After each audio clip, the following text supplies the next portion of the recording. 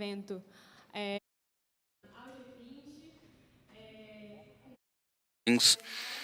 And we have such an amazing group here today. I love being a group of mostly women, so it's an honor to be able to be here with all of you. And I'm going to start by talking about the report that the World Economic Forum published that says that, according to the Global Risks Report, we have our two major villains, the two greatest risks in the world today that we are facing in the present day. And they are exactly the two topics that we will be discussing this afternoon. These two greatest risks are extreme climate and disinformation. So this discussion we will have right now, we hope to have a lot of good discussion back and forth, almost like a talk show, so that we can all understand how we can bring good quality information, how we can fight disinformation linked to the climate emergency we do live in to this day. Today, we have on this roundtable with us Mary Santini from the UFRJ Federal University, Angie Holland from the International Fact-Checking Network, Antonia Gavel, Global Director of Sustainability and Partnerships at Google, João Santos, Director of Analysis at Democracy in Czech, and Sonia Guajajara, Minister of Indigenous Peoples of Brazil. I'm going to tell you how we designed this roundtable. First, we'll have one session where I will ask two questions for each delegate. I will ask each delegate to answer those first two questions, and then we'll have a second session of final questions and final remarks. Everything okay over here? Can you hear the translation? Ai, meu Deus, não estou ouvindo a tradução. Aviso técnico. Testing the translation. You should be hearing the translation.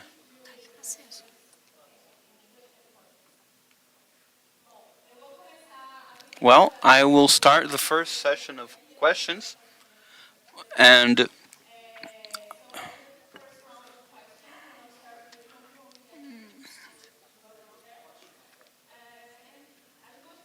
well, the first two questions I have are, well, we're talking especially about strategy. How can fact-checking be useful in fighting disinformation about the weather and the environment? And also, how can we build alternatives efficiently to bring the integrity of information? But if there are other important strategies as well that we can somehow use to contribute to the integrity of information within each of our fields of activity, acho que está funcionando. So, all right, you can hear us now, right? Yes, okay, thank you. Well, it's back to the topic of communication, isn't it? So, as you can see, this roundtable has people from Brazil and English speakers. So we are very fortunate to be able to have translation so we can all discuss.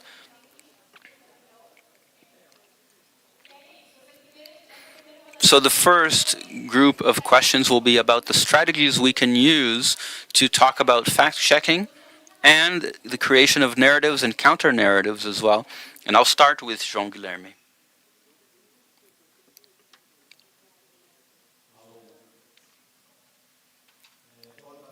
Good afternoon, everyone. I'm very happy to be here, both because of this topic and because of the colleagues, extraordinary colleagues I have here with me. I am from Petropolis, and the issue of climate is particularly dear to my heart. I'm very passionate about many initiatives, especially with regard to journalism, that tries to bring a better light to these topics. because there's some effort trying to denature these discussions. There are some public policies that opt to make certain populations more vulnerable, and they opt to make certain scenarios that would be normal in other situations, but in other places they are catalysts for natural disasters. But they are not natural, they are actually political disasters. They are linked to decisions, and many of these decisions are also linked to information and disinformation. So talking about the climate emergency is, to a great extent, also talking about peoples in the forests, the Colombo peoples as well. I always remember the example of that book, The Yanomami Farce from the 90s. It's a book that was published in the Brazilian Army library that actually claimed that the Yanomami people did not exist. This is just one example of disinformation that happens in parallel with others that are well known to the scientific and international journalist communities. They try to deny not just the history or the accomplishments of these peoples, but their very existence as people, as individuals. And so the question is, how can a fact checker deal with this? It's not enough to just say, oh, that's not true. Because we're dealing with a scenario where the other side has their own journalists confirming to them all of their false narratives. They have a group of scientists who also bring into question the consensus that exists within the scientific community. So this is all much more complex than merely refuting some item of disinformation or any given fact. So to answer your first question, I think the more useful, pertinent strategy for this scenario is to go beyond the disinformation items individually. What I mean is, let's look at healthcare. In the north, we had rumors that vaccines had contained mercury or caused AIDS or what have you. The population was afraid of being contaminated. This is part of the history of that location. So if all we do is say, oh, that's false, we are failing to deal with the crucial, which is the lack of information in those regions made them so vulnerable to the extent that any lie that is told to them has a huge effect on that population. So in addition to having information to help the community interpret the truth, we also need to go beyond what we've been doing to actually have an impact on the day-to-day lives of all the individuals involved. And still along those lines, this also requires us to stop focusing only on the disinformation, because information is one. There's only one true information around the country, but the way it's interpreted around the country is different. This also needs to be present when the fact checkers meet the different audiences, which does not generally happen. Usually, the fact checker audiences are audiences that already don't believe in the things being checked. They already consume professional journalism. These are audiences that aren't necessarily vulnerable. So they're not the audiences being most targeted by the disinformation. We have journalism deserts, to give one example. I'm not the perfect person to talk about that, so I won't go into too much length here in this first answer, but we need to go beyond the question of information. We need to look at what happens online and refute that, but more than that, we need to look at how these items of disinformation are interpreted by each culture that exists in the country, so that we can move forward to actual public policies and not merely refuting specific items. Thank you very much, João. Based on what you said and the work you do at Democracy in Czech, I want to now focus a little bit on the public sector, the government, with Minister Guajajara. What has the ministry been working on specifically in the fight against climate change? what about the counter narratives that are being thrown out there? One, the Ministry of Indigenous Peoples is one of the ministries that has suffered the most with hate speech and disinformation as well. Hello, everyone. Good afternoon. I would also like to say that I am very honored to be part of this panel with all of these amazing people and great presentations. And I'd also like to thank everyone for the invitation to be here talking about this topic, the quality of information to fight climate change. Because although climate change is already a reality, we still have to deal with a lot of denialism that questions science. And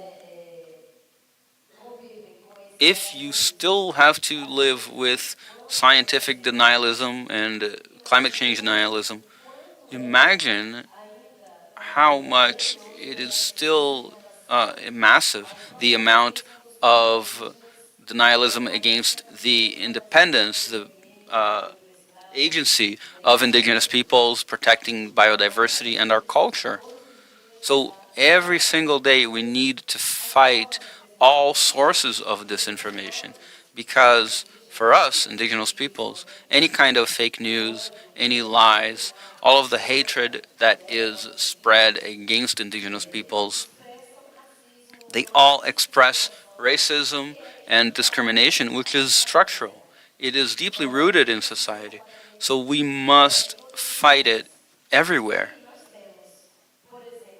And so, for example, we have Law 11645, which mandates Afro-Indigenous teaching in elementary education, but this law has not been effectively implemented. This means that the result is people don't know who the indigenous peoples are of Brazil, and they end up reproducing a lot of lies and disinformation that only work to strengthen prejudice. So we've been trying to uh, come closer to the Ministry of Education so that we can actually make implementation of this law mandatory. That is, Afro-Indigenous education in basic education. And many schools still say that they are not prepared with appropriate professionals who have been trained to discuss these topics at schools. But in addition to basic education, we also need to bring this to higher education because the law does not make Afro-Indigenous education required at universities. And if it doesn't happen in basic education, can you imagine what happens at universities? So raising awareness about who the indigenous peoples are makes it so that lies are actually questioned. When this information is not spread, any kind of falsehood is often taken at face value. So we need to discuss fact-checking at many different locations, whether that is through our indigenous organizations or through the government agencies such as the FUNAI, the Ministry of Indigenous Peoples, whether with the CESIs, the indigenous health entities. These are the public sector organizations that can make some kind of a response or explanation official. And in addition to that, there is this contact that we strive to make directly with companies and organizations that are responsible for some kind of channel, some kind of media, to have them give answers in public and provide truth. And now at the Ministry of Indigenous Peoples, you can't imagine to what extent we spend time explaining, answering questions, and bringing real information to answer, especially questions of the press. Social networks, the media, because many times they bring information which expresses only one version or one side. They do not really try to know the whole story, the truth. And to us, a hate speech or a lie It's a matter of life or death. It is not simply a lie or news that spread and mean nothing. Lots of these lies, in the end, lead to violence, violence beyond racism. And we have also been mentioning a recent case, something that happened in the state of Bahia. A group of people literally got armed in order to fight invasions. That's a group named Zero Invasion. It's an armed militia, and they get organized using social networks, and they call other people to take part. And in the end, their call is to fight invaders.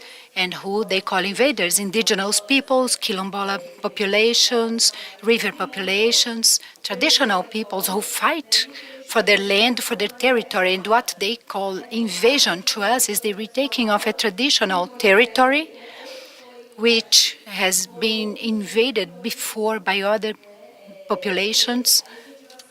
And now they really try to reacquire the right to their land. So in different ways, currently, we try to ensure this fact-checking, just as many different strategies through education, through healthcare, through the media, so that we really can have real information, real facts on who are the indigenous peoples in Brazil, where we are located, how we are doing, and what we are currently doing in order to prevent racism and violence, which is growing not only in the cities but inside our territories.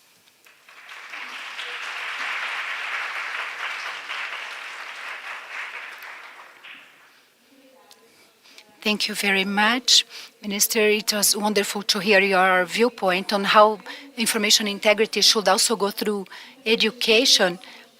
Many times we already have laws, but these laws are not really being complied with. We need really to enforce these laws. And now I'd like to call Andy Holland, the director of the Internet Fact-Checking Network, and now we can go deeper into this issue related to fact-checking and information integrity and the real fight to climate disinformation and how this tool can be used to fight misinformation. Muito obrigada por terem me dado essa oportunidade de falar hoje. Para mim é uma enorme honra participar desse painel e falar sobre o trabalho dessas organizações de verificação de fatos. Antes de passarmos a falar das mudanças climáticas, eu gostaria de contar a vocês um pouquinho a respeito da nossa organização e quem nós representamos. Nós checkers around the world, and we include more than 170 fact-checking organizations working in 80 languages in over 60 countries. And we have a robust group of fact-checkers here in Brazil. Many of our fact-checkers come from journalism backgrounds, and they work for news organizations. But we also draw fact-checkers from civil society, from computer and engineering backgrounds, and from universities where professors and students run fact-checking projects together. What we have in common are our standards around the International Fact-Checking Network's Code of Principles. The Code of Principles sets standards for evidence, accuracy, transparency, nonpartisanship, and methodology. These fact-checkers sign on to the Code of Principles to show they meet those standards, and then they go through a verification process to prove it. So our fact-checkers that are part of our group are just steeped in evidence-based fact-checking and journalism. Most of our work tends to concentrate in two areas: online misinformation spread via social media, and political claims from elected officials and candidates, with a special emphasis on fact-checking elections. So as you can imagine, climate misinformation is common to both of those areas. We have been fact-checking climate change claims as a group collectively since we started coming together and sharing techniques and best practices. Our first international meeting was in 2014, and not long after that, just 1 year after that, we organized our first group fact-checking effort that looked at claims made during the 21st Conference of Parties to the United Nations Framework Convention on Climate Change, COP21, in Paris. I do want to say that even before these fact-checkers came together, the science on climate change was firmly established. I see people of many different ages in this room. When I was a young college student in the 1990s, we were taught the science of climate change in our college classes. So it was something as a shock to me as a professional fact checker that we were still doing this work on whether climate change really existed. And over the years that we've been fact checking, we've seen these claims kind of wax and wane. Sometimes it seemed like there was good consensus that climate change was real, that it was happening, that it was a public policy issue. And other times, I would say the conversation would go backwards when especially elected officials would say that climate change is a hoax or it's not real. And what that does is it creates a certain dynamic that we see replicated over different issues. It's sort of a roadmap to use disinformation to sideline the public policy process. If you can't decide that something is even a problem, you cannot progress the conversation to talk about proposals and solutions. So the denialism is a very strategic political move. We've seen it in other areas. One notable example in the United States is tobacco and smoking followed the same pattern. So we spent many years, and I was working as a fact checker with PolitiFact. Starting around 2010, there was a real intensity of climate change denialism, outright denialism. It's a hoax. And we developed a large corpus of fact checks along with other fact checkers around the world refuting this. And the science was very clear. So as far as fact checking goes, it wasn't a particularly complicated or tricky or, oh, this is very subtle. No, I mean, they were straightforward fact checks, and it was just a matter of us presenting the scientific consensus, the growing amount of quantitative data, putting it in context, explaining it in a way that non-experts, that regular people could understand. And I do think that it's important to acknowledge progress, because I think that there has been a lot of progress in fact-checking that type of misinformation. Certainly there is still a lot of climate denialism. I don't want to suggest that there's not, but it does seem to be receding slowly. One of the problems with looking at misinformation on a societal scale, and especially on a global scale, is that we don't have great metrics to measure if we're making progress or not. But I would point to two pieces of evidence. First, among elected officials, the elites of society who have influence on this issue, there have been some notable lowering of candidates who claim outright climate denialism. We are seeing more candidates who will say, yes, it's a problem, but your solutions won't work. Or yes, it's a problem, but the costs are too great. But we're seeing more political candidates do not support that outright denialism. And then we're seeing public surveys of the public saying that they are more and more concerned about this issue. And certainly the journalism really matters, but I think also contributing to the individual's perceptions are the extreme weather events. I think once the journalists laid out a case and the scientists laid out a case, and then people started seeing with their own eyes these extreme weather events, I think that is when, in recent years, we've started to see a wider embrace of people willing to discuss climate change proposals and solutions. Thank you.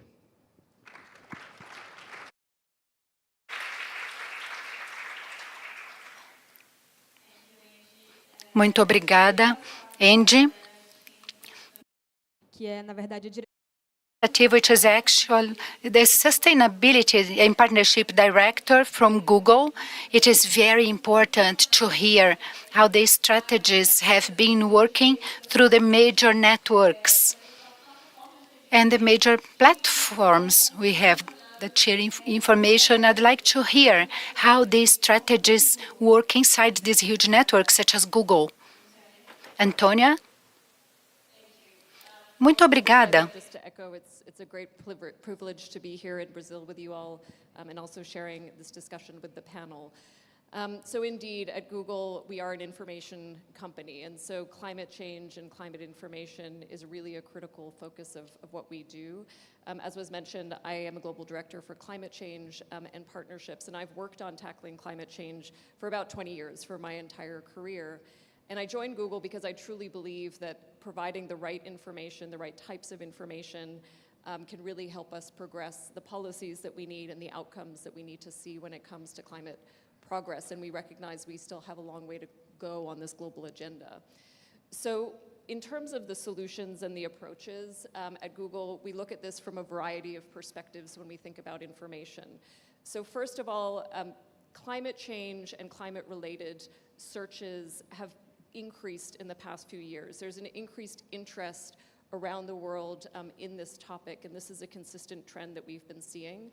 And so we take it upon ourselves through our platforms to make sure that the information that people find when they search for these terms is authoritative and accurate. So when you search for climate change in a number of languages around the world, what you'll find is information panels that surface leveraging authoritative information from the United Nations that provide the accurate scientific causes of climate change, the impacts of climate change, but also actions that people can take in order to help address climate change. So providing that accurate, authoritative, integral information when it comes to climate change is sort of one foundational piece of this agenda. The second also is within some of our other products and solutions, how do we include the authoritative source of information, but also, as I mentioned, solutions. So information, as we said, comes in many forms, right? There's the facts and the data, but there's also types of information that can really help empower action from different individuals and users around the world.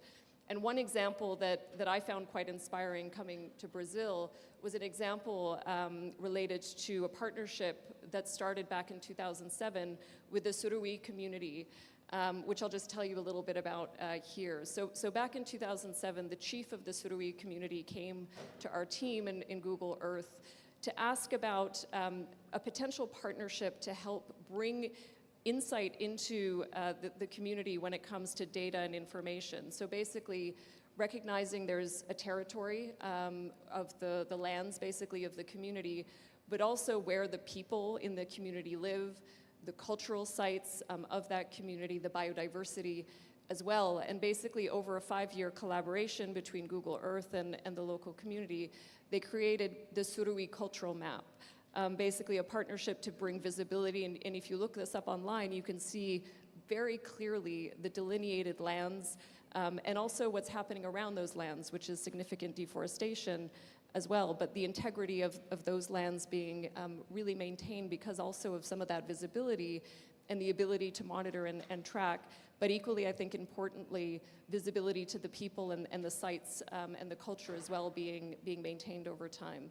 So that is a kind of information, right? Visibility, satellites, mapping, and making that public, I think to some of the comments that were shared before, has a way of being able to kind of preserve both the biodiversity, the lands, but also the culture, which was an example and a type of information that can empower outcomes when it comes to climate change as well. Raise authoritative and quality content through our platforms, but also to reduce and remove misinformation and disinformation.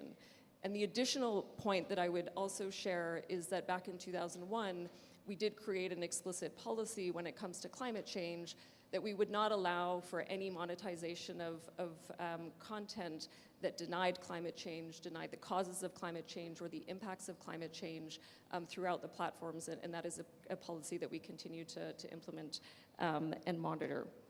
So I think I'll leave it at that, but I think, you know, as we obviously look to this issue, as we look to the climate negotiations, which we've been supporting and engaging in for many, many years, and look to COP in Brazil, I think there's an important recognition that both disseminating, scaling, empowering information, positive information to take action on climate change, as well as managing disinformation, is certainly something that we need to partner with all of you to actually deliver, partner with the local communities, with academic communities, with global organizations as well, and we're certainly committed to continuing the partnership and discussion with you all.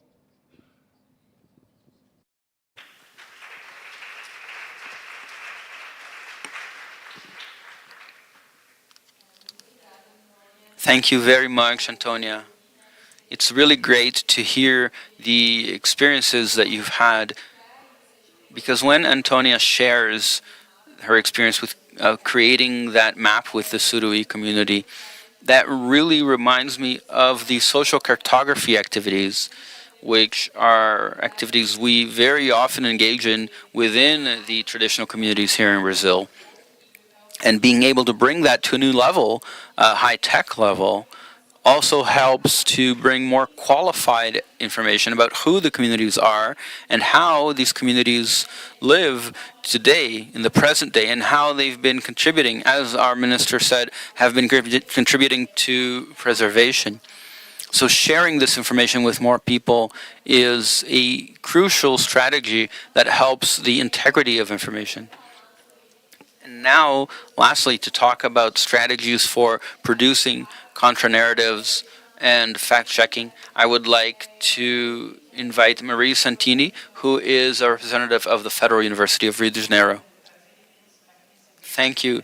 It's a huge pleasure to be here at an event of this magnitude with such important people here beside me. I'd like to put up on screen some numbers. I think they will help add to all the discussions. Could you share that on screen, please? But I'll begin first as they put it up on screen. I think the major problem is that we are not facing a question that is only about narratives, fact-checking and contra-narratives. We are actually facing a systemic problem that is not isolated, that does not stand alone. And so I will bring some numbers from the research that I coordinate at the Met Lab, the lab I coordinate at the UFRJ for 10 years now, and I hope to be able to contribute to this debate. One of the studies we conducted, I think has interesting results, is the problem begins with the low quality of coverage on the topic of the environment. So we had a 1-year study of articles on traditional media, and we compared how the disinformation media covers climate change. We found differences, but most worryingly, there were also similarities. I can highlight some theories. Of course, there are conspiracy theories as well. The globalist argument, they claim that there is an international entity, organization interfering in the Amazon and all the junk news media. But there's also one that consists of blaming the president of Brazil for forest fires. Our previous president, who was Jair Bolsonaro, who was responsible for that, but now President Lula is also being blamed for that. And they also discuss other agents, other political interests, and other questions that are implicated in the political discussion. But what worries is that both the disinformation media and the traditional media focus especially on economic development and sovereignty when they talk about the Amazon. And they talk very, very rarely about the indigenous peoples, the impact of forest fires, the climate events. That's a problem. So the poor quality, the precarious nature of this information is also essential. Another thing is the so-called news desert in the legally defined Amazon. So we went studying the news desert, and we found impressive data. We studied almost 900 local media in the region of the Amazon, and we found that most of these media have a very high level of repetition of content. That includes both advisors of local politicians who are merely campaigning on behalf of themselves, and media outlets that are linked to predatory agribusiness. So in the state of Mato Grosso, which is the state that has the highest number of local media outlets, 95% is the level of repetition of this content. This means an extremely low quality. So if you have a media desert of the traditional outlets who do not cover the legally defined Amazon, and this is covered by that precarious, low-quality media, this is what leads to disinformation. It's very worrying. When we talk about the economic clientelism, we found that 60% of these outlets systematically favor local politicians and parties, which really reinforces the fact that these outlets often have direct relationships with the owners, sometimes not so direct, but they do exist.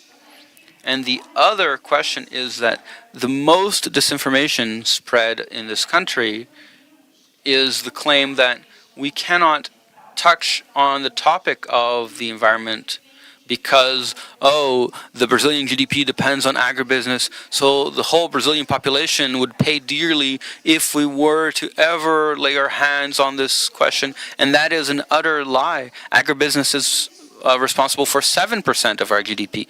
But this was promoted with help from the traditional media and audio-visual media and the stories that are told.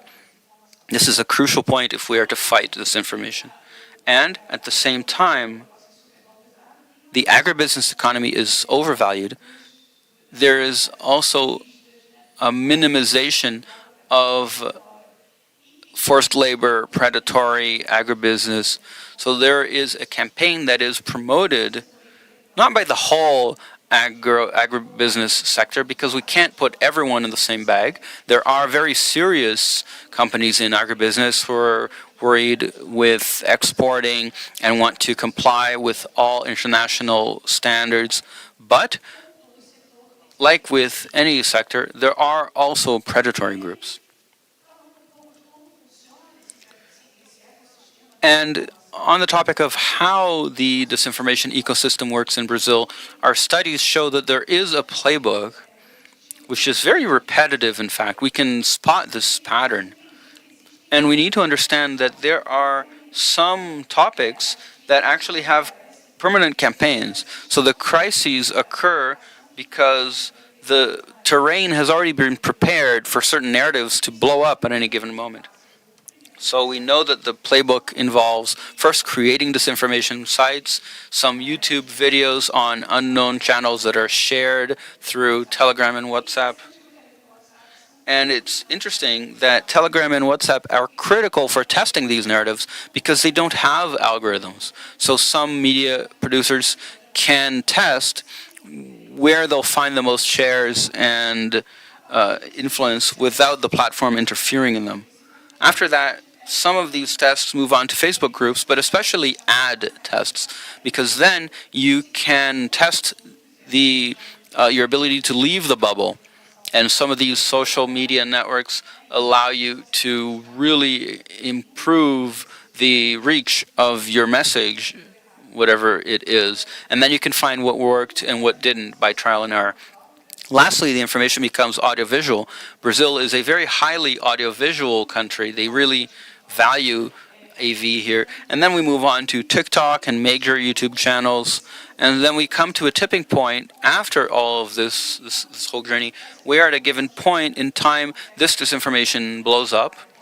Then we have the fire hose phenomenon, where the audience starts participating in the disinformation. People start becoming panicking about what they see.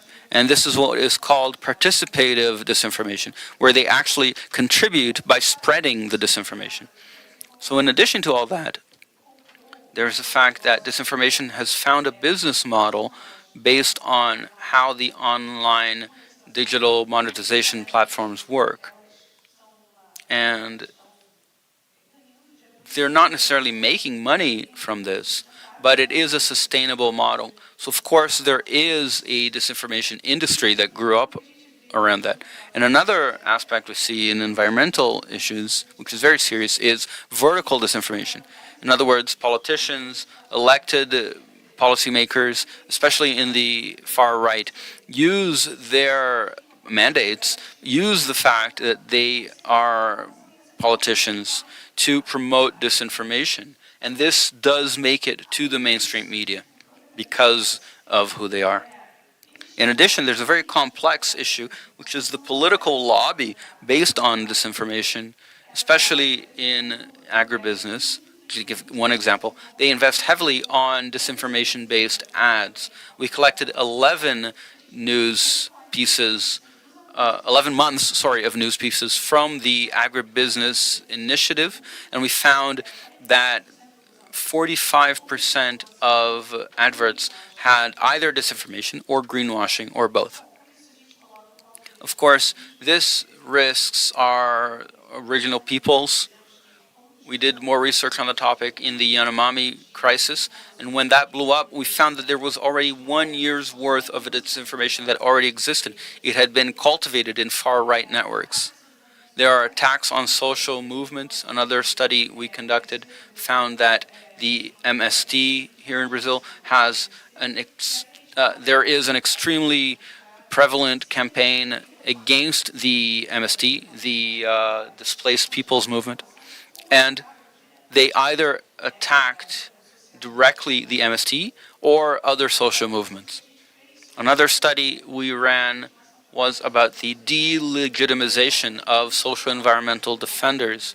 We found many videos that talked about environmental NGOs, and this network on screen shows that 90% of those videos were attacking those NGOs. In red, we see the attacks, and in blue, they're actually large, but they are only 3% neutral, and yellow would be defending, but we don't even see them. So there's a permanent attack on social environmental NGOs. To make things even worse, it's all complex because we're talking about far-right parties and politicians who exploit their time on the media to spread disinformation. And in the platforms, they find a business model where a whole industry is created around it, and it is monetized, meeting the economic interests of groups, for instance, linked to predatory agribusiness, who in turn exploit the low quality and scarcity and deficiency of our media, who privilege the economic groups. And this creates a perfect storm. So to conclude, I think first we need to think about good practices for journalism, public policies to support journalism and make it less deficient, and not just in the local and alternative media, but also in the mainstream press. But we should also think about whether we should consider narratives and contra-narratives using AV and art and other ways of spreading messages to people, because today we are dealing with a destruction of credibility of the press at tremendous levels. So fact-checking often ends up falling into the same hole because people no longer trust journalists. And the journalists are the ones who are checking the news, but the people don't trust the news anymore. So it's a vicious cycle.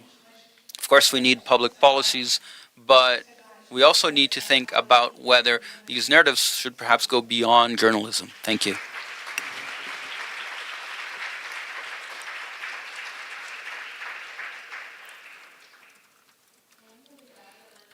Thank you so much, Marie. I believe we have seen a very complete, full scenario with the Net Lab researchers through the Federal University of Rio de Janeiro. I believe we have gone through many places according to our idea in this panel, talking about the needs and strategies we need. Now, for this last round of questions, I would like to change somewhat what we agreed on before, okay? But it's nothing so different. We talked about having a last round talking about partnerships between government and companies. Companies need governments looking at the level of information integrity and also the opposite. But here, actually, we do not have only government and companies, we also have civil society organizations who also produce their campaigns, their own material. And also, I would like to make my presentation. I forgot to do it. I introduced everyone, but I did not introduce myself. My name is Rena Baliero. I work at the Mapinguari Institution, part of this civil society located in the state of Amapá. And one of the works we do is producing campaigns related to the environmental and climate issues. And we also have an advocacy work. We want to postpone the end of the world.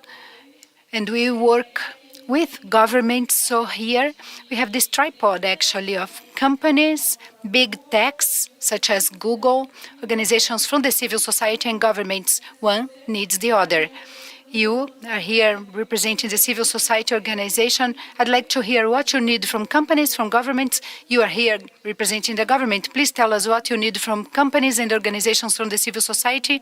And if you are here on behalf of a major company, please tell us what you need from the civil society organizations and from governments. I believe we also have another interesting points.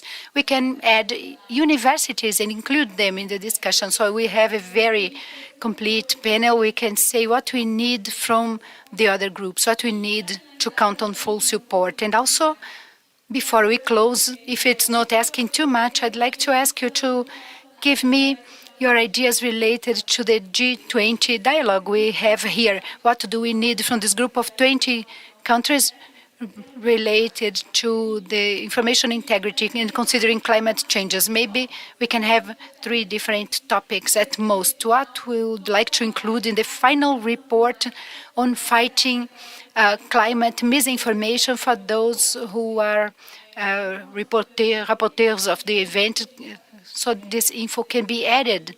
What we are asking this group of 20 countries, the major global economies. I'd like to start with João once again.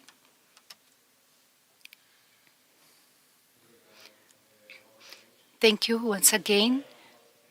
I am really pleased with all this complementary discussion. And in this round, I will use the time I saved previously. I has agreed with the panel participants.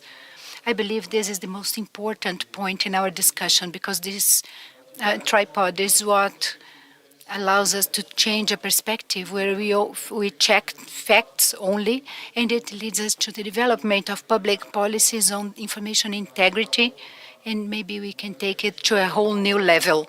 That's the time we look at the violation of basic rights of many groups, which is totally connected to information integrity. We stop cataloging lots of bombastic lies we see everywhere, and we start checking which of these lies add risk to these groups, and we start to check which data we need to work systematically on that, and maybe new policies that can be developed. We should already have made this transition, but I believe Brazil is in a privileged position here, especially if we consider what was said yesterday. Most funders of academic research yesterday gathered together to supply scientific information to be used as a basis for public policies in this area. Why am I making this relevant distinction between assessing all these thousands of lies to define what is really relevant? This helps us to deal with this difficult situation. As a civil society member, I speak the quantity of fake news create lots of noise. If you receive 1,000 alerts per day, it's just as if you had none, and you cannot prioritize the most risky information for populations, and also people privilege some regions. Changing area, maybe this will be helpful. If we look at the diseases that appear more frequently in the Unified Health System record, you see thousands of alerts for flu all the time. If I define my public policy priorities based on what we see more frequently on the web or elsewhere, I will be privileging great capitals, even if the problem is irrelevant in terms of real impact caused on people's lives. So let's consider malaria, for example. I can put it in second plane. So within my perspective, related to understanding the most impactful information in the local scenario, that is very relevant so we can really move forward. It is very common to have a dialogue with platforms. The first answer is always no, but we have someone who speaks Portuguese helping to moderate. Most people in this room speak Portuguese. I don't believe everyone can talk about content moderation in the northern region of our country. So this is an extremely relevant change. And the question that follows is, obviously, we cannot have a large enough team to deal with regional diversity in every country. Of course, no company will have that. That is precisely why we need our data related to us so we can plan our public policies. That is the first interaction between companies, government, and the civil society. We can only plan policies if we have data, if we have recurring cuts to the access of all that data. This really hinders our capacity to prepare reports and plan consistent policies to have real information integrity.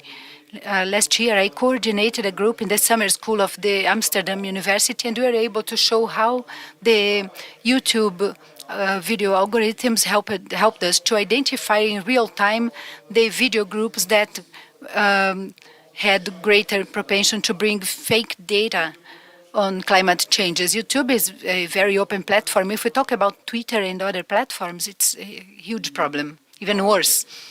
More than videos saying that we do not have a global warming, we can see what really causes an impact.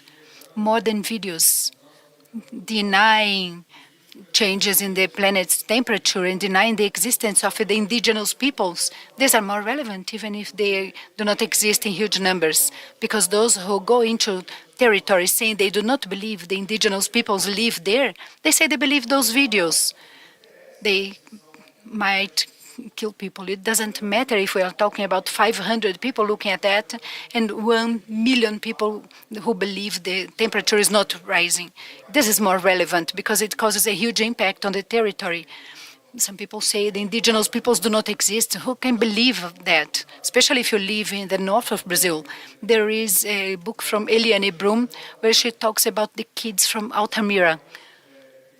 You have a few children who live in Altamira. They don't know what the river Xingu is. They have no idea of their surroundings because of the chronic failure on the transportation system that does not allow these children to fully live in their territory. And now, still talking about transportation, that's an example of an area where we can think of public policies that might help us to think of public policies related to information integrity and the level of complexity it all adds. I always like to say that if we talk about viral information and make a comparison with virus, coronavirus got here on a plane, but to reach indigenous communities, they use many modalities of transportation. It's useless to talk about a plane thinking about to understanding the whole process. I cannot isolate the motor taxi. I should understand all the transportation modalities because they're connected to a broader dynamics that allows us to go beyond that. So many platforms follow the same logics. Information from TikTok will immediately get into WhatsApp and go into other dynamics. You go from a dynamics of segmentation of the algorithm to a voluntary social segmentation dynamics. This is very specific for Brazil, for example. Just as the transportation infrastructure, what's the consequence of that? We cannot get a solution from one country and transfer it to another one. Just as we have specific transportation infrastructure, the way different platforms are combined in each country are very specific. If you do not have data from one of them, it will fully compromise the analysis of this very complex system. So it's a systemic research on information evaluation without isolating any platform. So we should understand how all this works.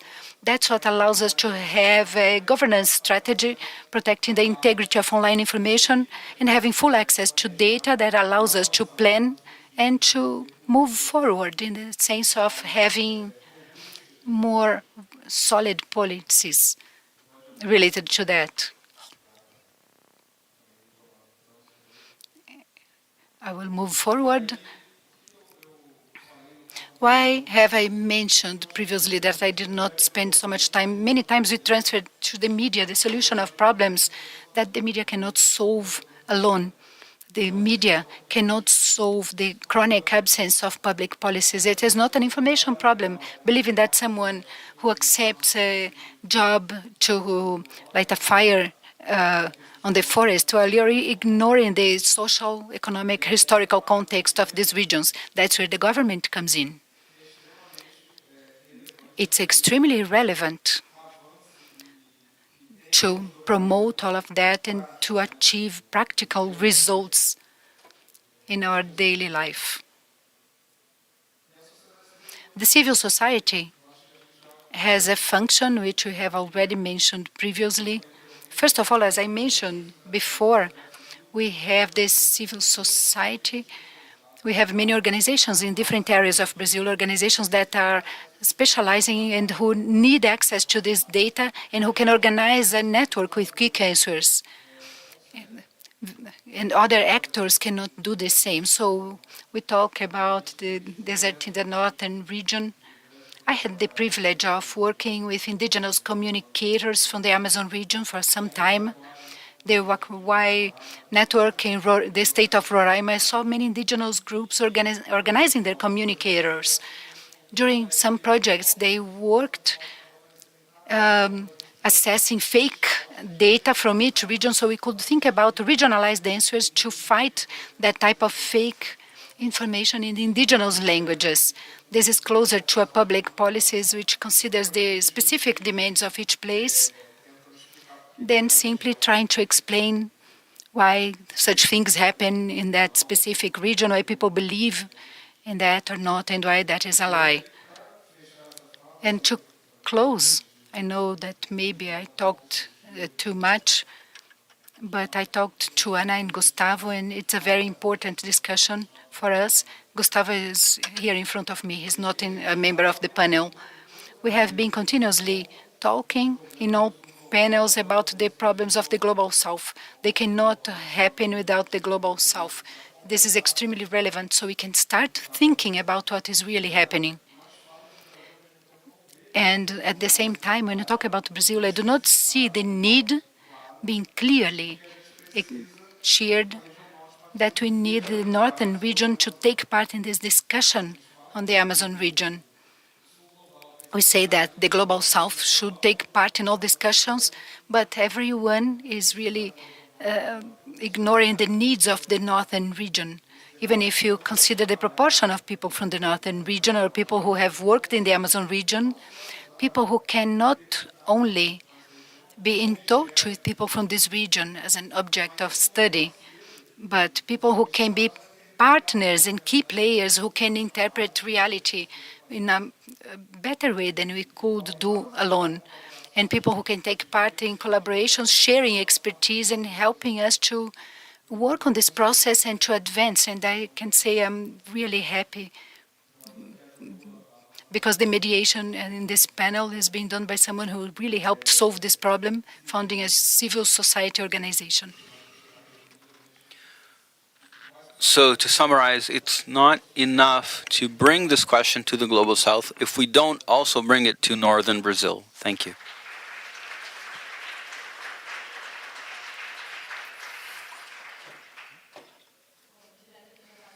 All right. Minister Sonia Guajajara, please, could you talk about these partnerships between civil society and governments, but also major companies? And how do we look at information integrity in fighting climate disinformation? And what are the main points you'd like as final remarks for us here at G20? Well,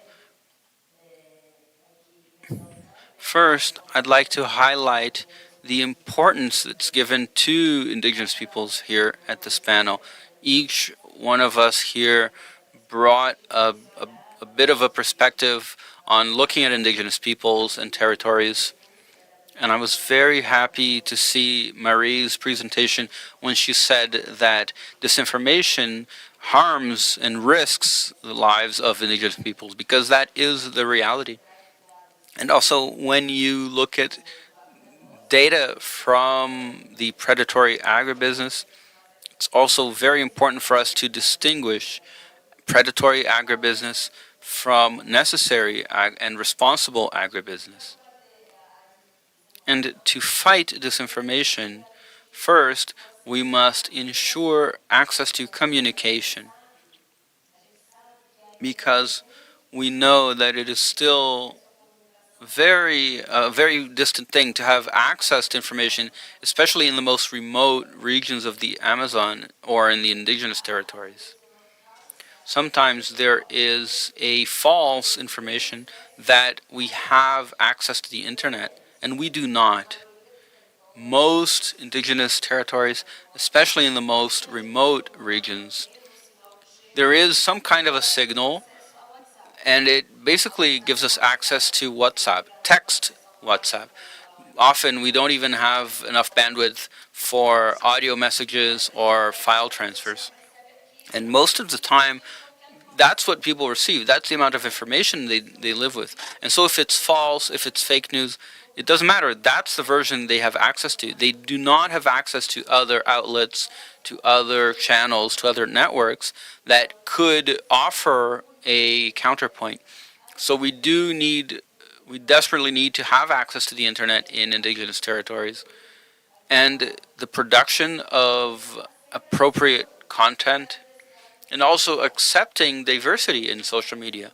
Today I was talking to some companies who understand that we do need to democratize access to social media, because we, indigenous peoples, to give just one example, in many cases we are harmed when the social media network has a given pattern, a given standard of what can or can't be posted.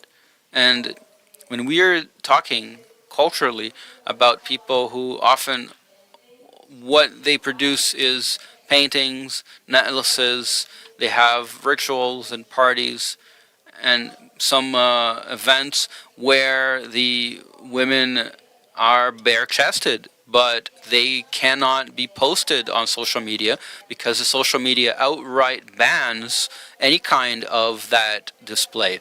But in order for those indigenous traditional people to have their posts be accepted, the companies need to understand cultural diversity in many different formats, so that we can truly promote and raise awareness of the culture of indigenous peoples.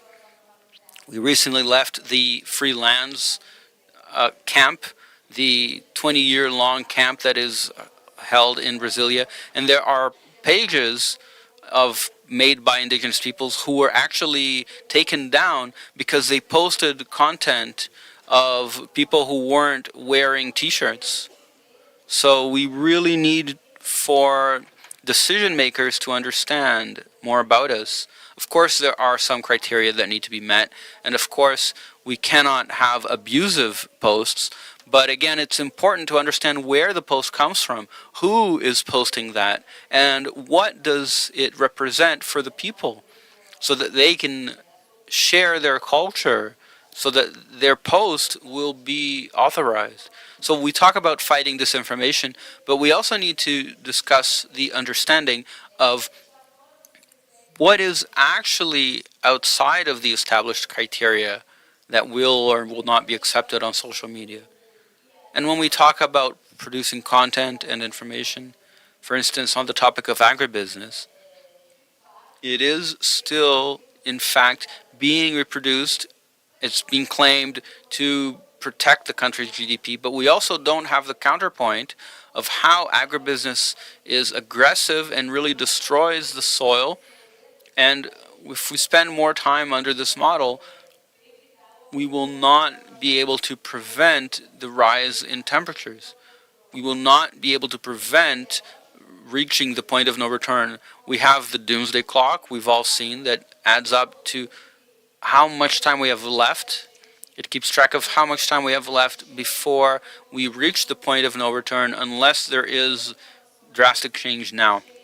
These are urgent information that must be summarized and presented and shown so that people understand how much risk we are in, the risk humanity runs today if we do not change our business and production model. And we also need to increasingly promote information about how much indigenous peoples contribute to biodiversity and protecting biodiversity. How much of today's protected biodiversity in the world exists within indigenous territories. The UN has data we've been discussing, and we are now trying to produce data within Brazil. For example, we've often said that 5% of the global population, only 5% of the global population is indigenous, but 82% of the planet's biodiversity exists inside of indigenous territories, protected by indigenous peoples who have a different way of relating with nature. And we don't have that data yet for Brazil. We're trying to get it.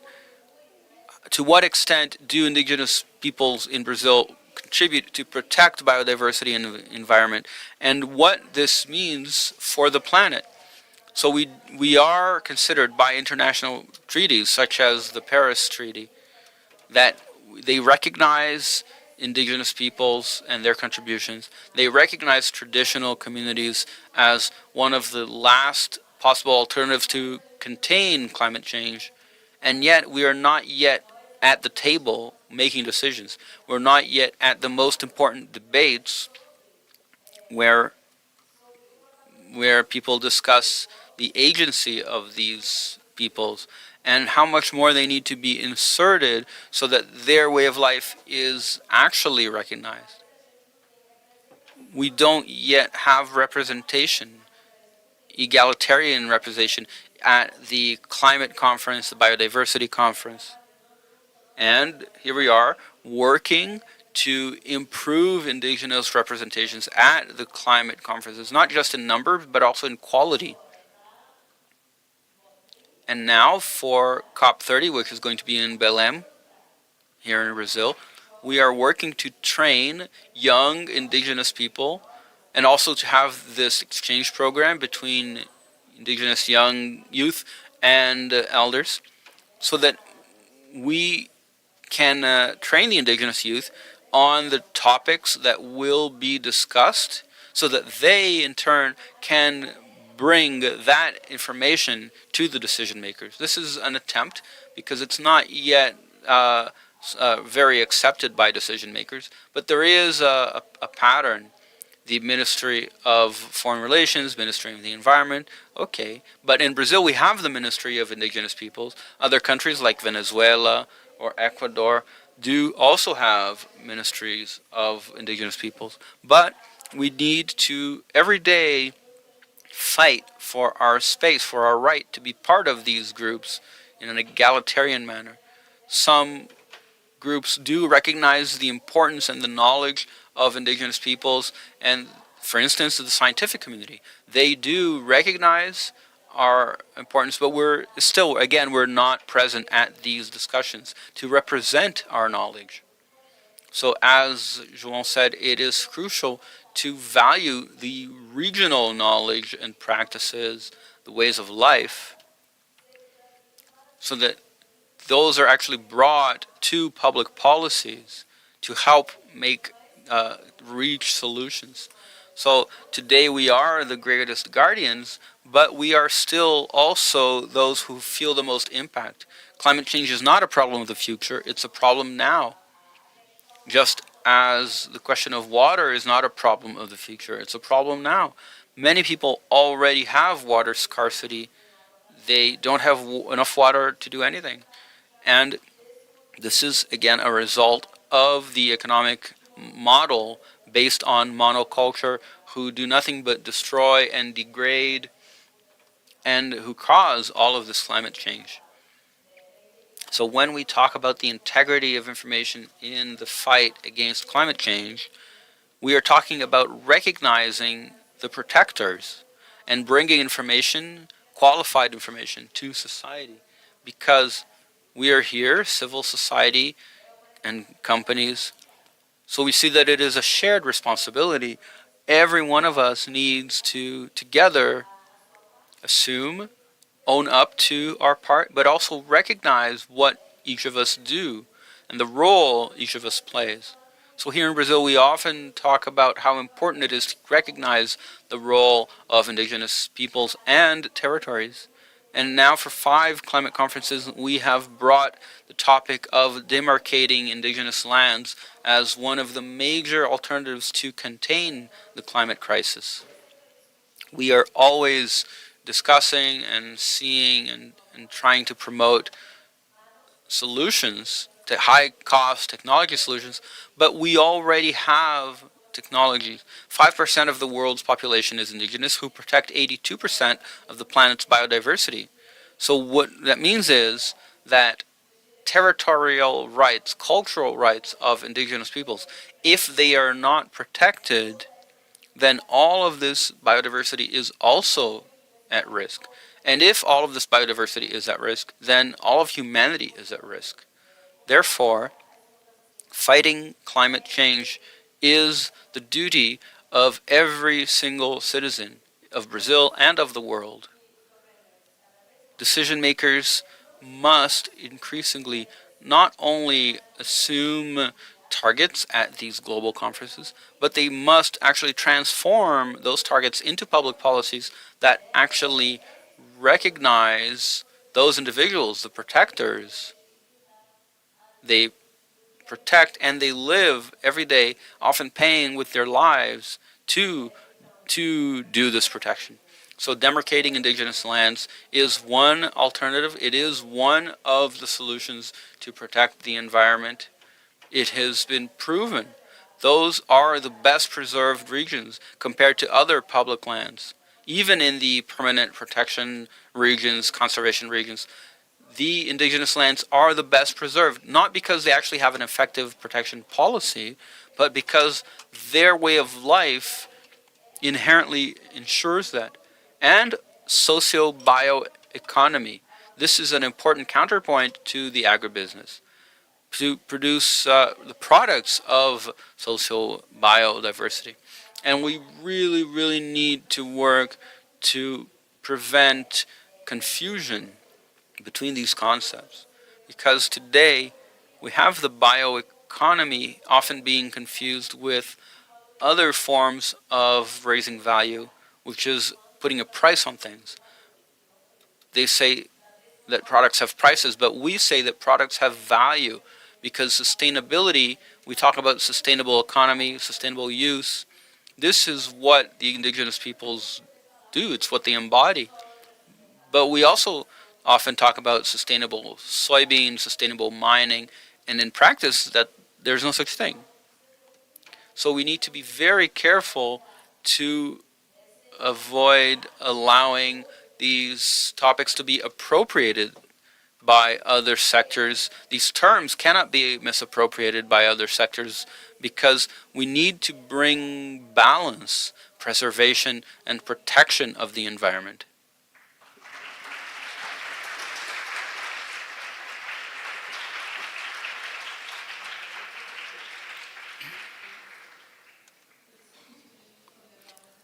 Well, I'd like to ask you to be more specific because we do not have much time. We should now make our closing statements, also considering this partnership perspective between government, civil society organization, universities with companies, so we can really close as well as possible our panel. Thank you.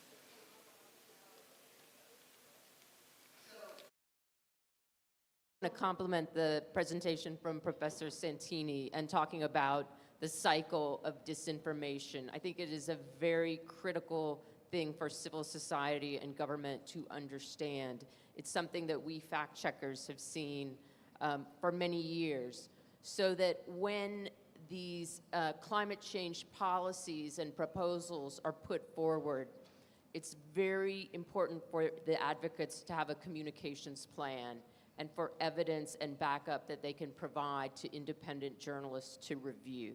This is so critical because the misinformers are preparing already. And I think her cycle showed it very well, how it works.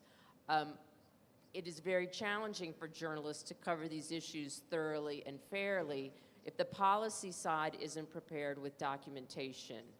I think this is just a very critical point. And if we talk about the cycle of disinformation where we've moved beyond just simple climate denial, these conversations are going to get more complicated. And journalists are well known for not taking people's words for it. They need evidence, they need backup. So when the conversations get more nuanced, they get around more specific proposals, the journalists will come to policymakers and civil society with hard questions. And I think when they've been on the same side about outright climate denialism, and then the dynamic changes to journalists are asking the government hard questions, sometimes the relationships get tense and the government says, wait, I thought we were all on the same side, that climate change is a real problem. But the journalists are not trying to take sides here. They're trying to show people what is true and what is not true. And when we get into these discussions about climate change policy, there are very difficult trade-offs, and the public needs to be fully informed of all of those trade-offs. As far as the tech companies go, I would really underline some of the discussion we had this morning about we need increased accountability to start to disrupt some of these misinformation cycles that seem to be so baked into social media. It's such a vexing problem. We do need increased accountability and more initiatives that try to improve the information environment for everyone. And with that, I will pass to my fellow panelists.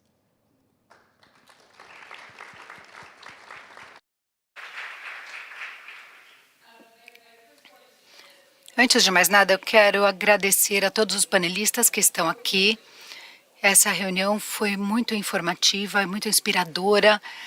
E essa é uma... And I think coming to the question that you asked about partnerships between government, civil society, and companies, I just wanted to share a few quick examples and thoughts on those issues.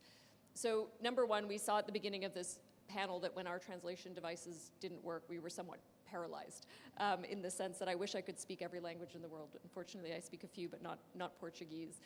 And the ability to translate information into many languages around the world is both necessary to be able to disseminate the information, the science, but also in the reverse direction to be able to learn and understand the cultural diversity, the insights that exist in communities around the world.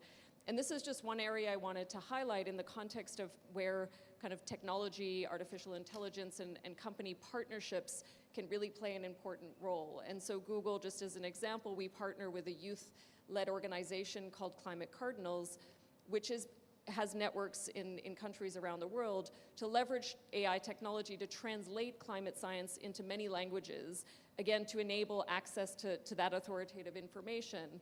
And also work is happening in the reverse. Technologies and tools that can really understand the nuances of dialects to be able to understand and learn more about the work that is happening in local communities when it comes to climate change as well. So it's let's say, bidirectional in that sense. So partnerships, I think, on the ability to leverage technologies and tools to be able to kind of both learn and share information and democratize that information around the world, again, to enable actions and outcomes.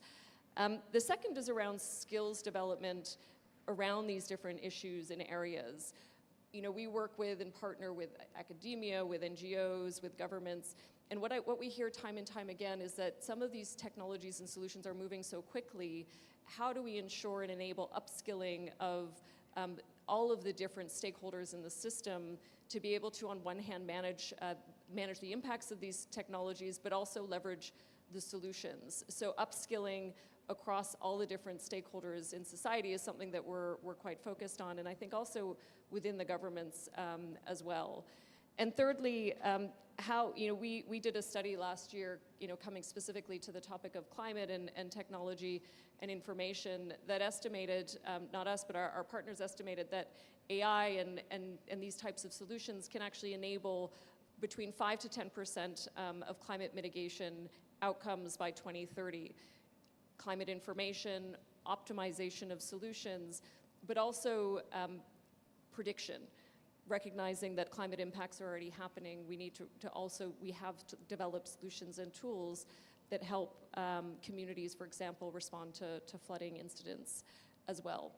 So in order to leverage that potential, 5 to 10% mitigation potential, which is quite significant, it's about the emissions of the European Union, how can we partner with governments and others to look at how we can apply these technologies within existing policies, within existing climate mitigation and adaptation policies, in order to basically make the best use of capabilities that we have, recognizing that we don't have very much time to really bring ourselves back on track with climate change outcomes as well. So I'll leave it at that, and thank you again for hosting us and for this excellent discussion.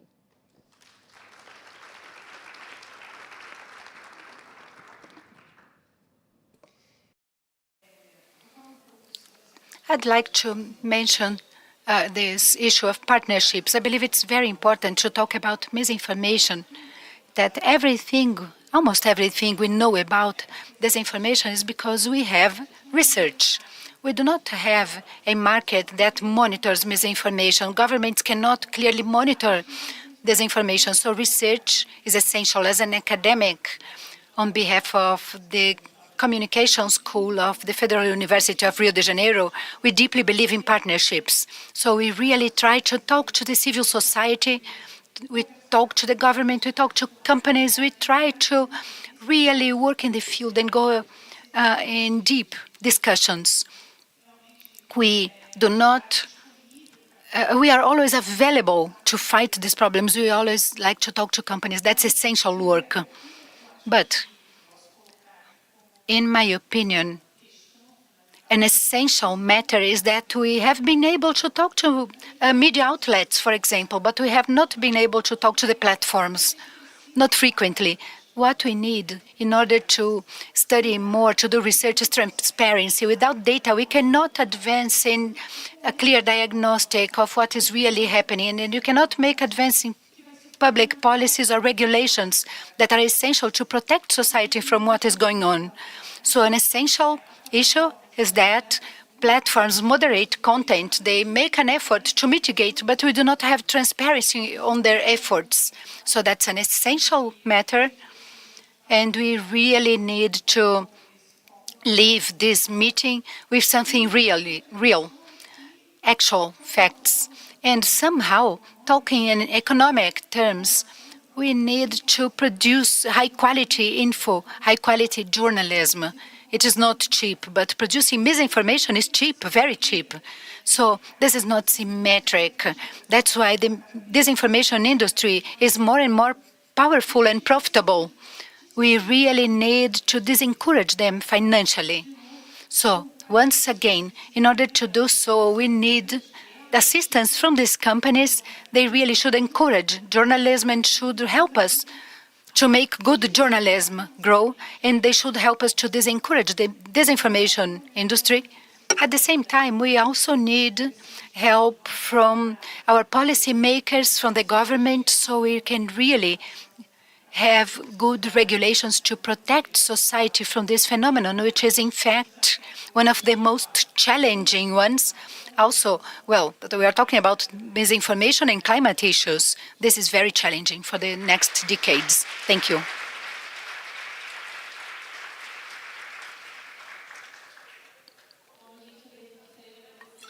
Well, I would like to thank you for your attention and for remaining here until the end to listen to everyone.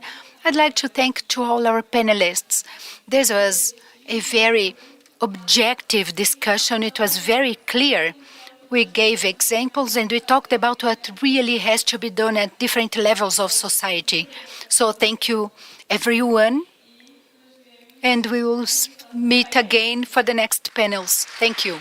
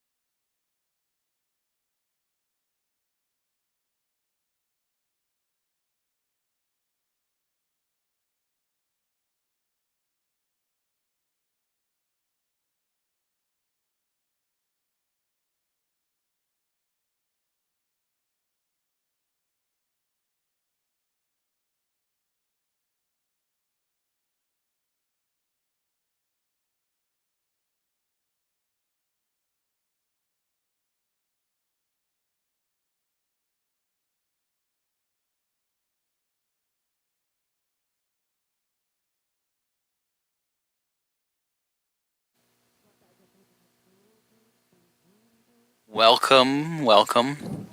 I am Bruno Rosa. I am Secretary of Strategy and Networks for the federal government, and I am so honored to host this panel to so many amazing people. I will introduce each of you in just a moment. We've just had a true marathon of activities during this event coordinated by the G20 Digital Economy Coordination Group. We are now at the last panel of this event where we are injecting energy, hope, and trust to stay strong and fight to build a better future for everyone.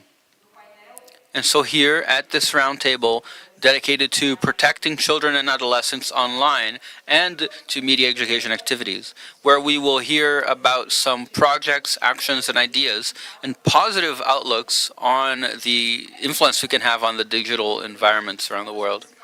Education is one of the main best hopes we have to reverse the really problematic situation we see. We can imagine a redesign of networks that today privilege the worst elements of human beings. If there's one thing that unites everyone, it's the idea of a better tomorrow. And our families and friends should have the right to a future. So before I introduce our guests, I want to quickly say that on behalf of the federal government, led by President Lula, has been working since the first day of our administration to spearhead a global and Brazilian framework defending values such as respect and social inclusion in the face of an environment with hatred and extremism that damages the whole world and finds online fertile ground. In January of President Lula's first administration in 2023, signed into effect a law that established Brazilian digital education, which faces a number of challenges, including promoting a digital strategy for media education.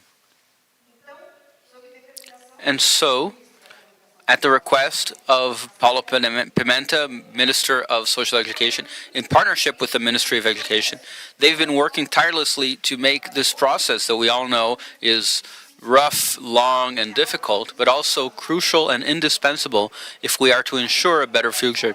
The list of initiatives and laws is enormous, but I will mention just a few points. First is my favorite, the inclusion of teachers. 300,000 teachers and 400,000 health agents will be trained in media education by 2027.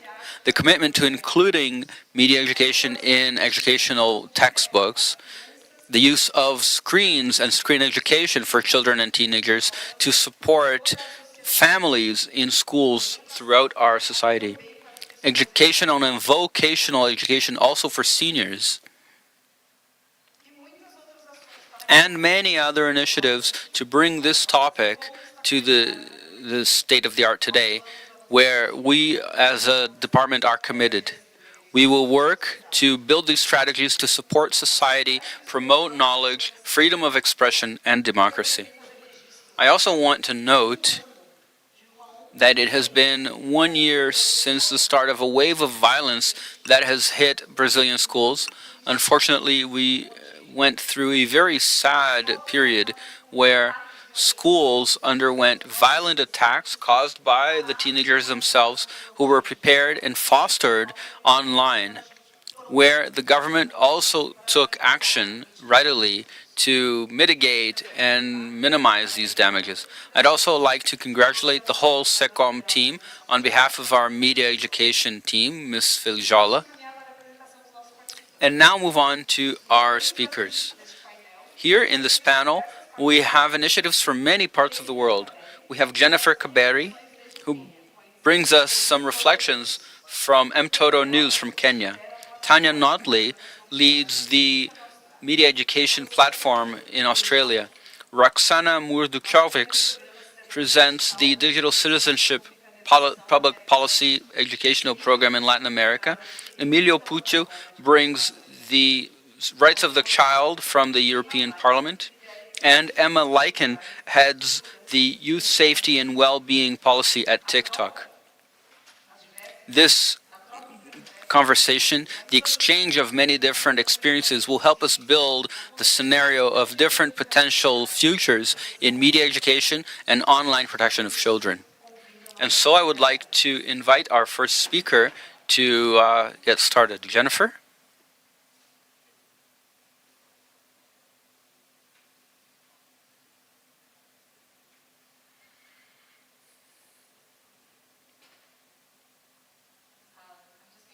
Practice my Portuguese for a minute. Boa tarde. I'm hoping that is proper. And then eu sou corintiana. Yay! Van Corinthians! So you can blame the kids. I don't want to get into the fights, you know? I don't want to get into the football fights. The kids really convinced me Corinthians is the best team. So anyway, I'm Team Brazil. So, so my name is Jennifer Kaberi. I am CEO and founder of Mtoto News. And also an affiliate at Harvard University, Backerman Klein Center of Internet and Society.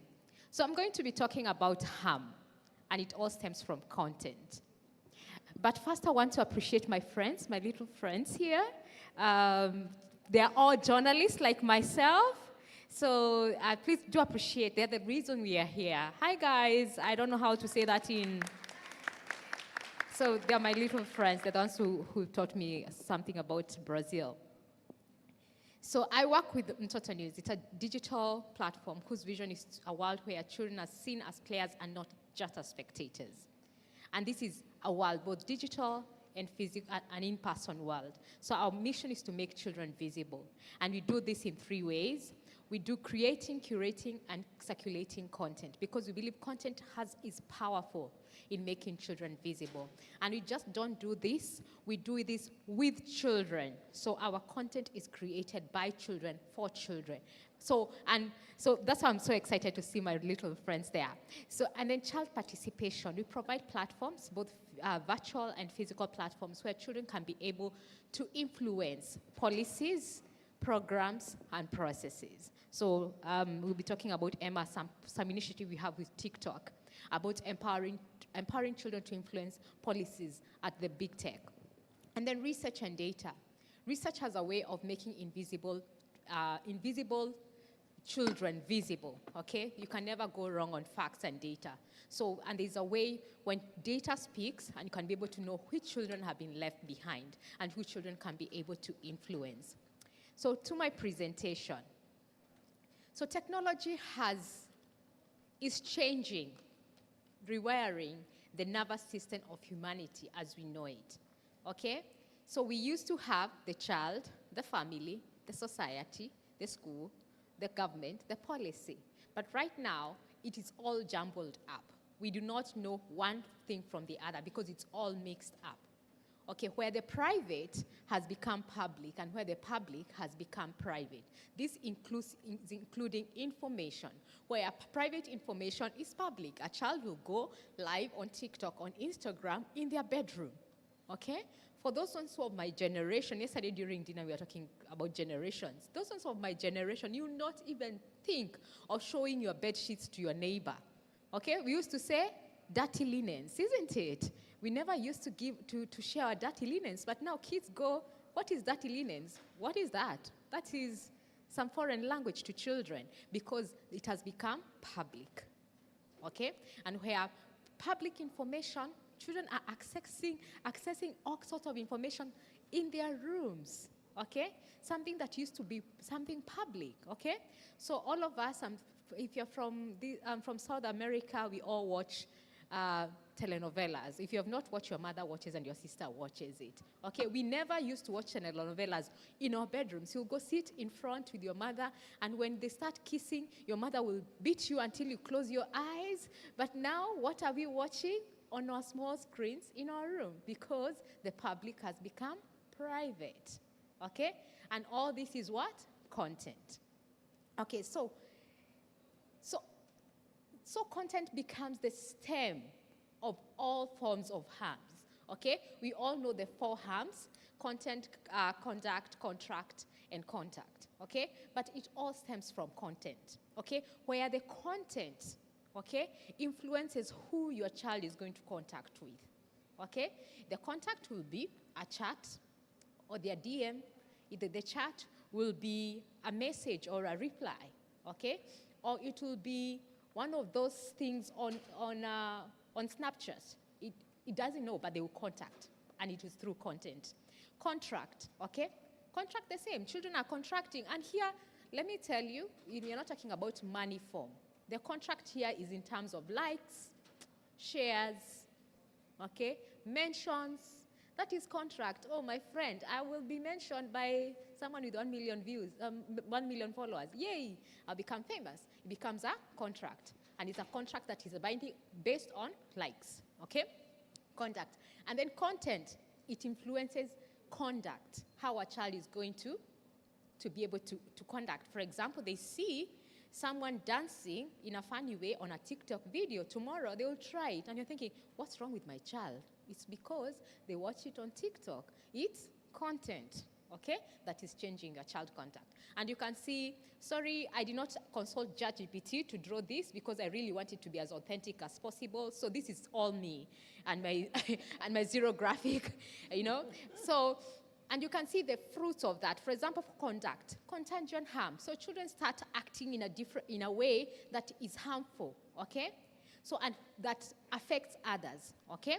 And then extortion, okay? And here, I don't want to limit ourselves to sex extortion because now it's on the increase, but all forms of extortion. And then data mining, okay? Where your contact is being given and it's being sold.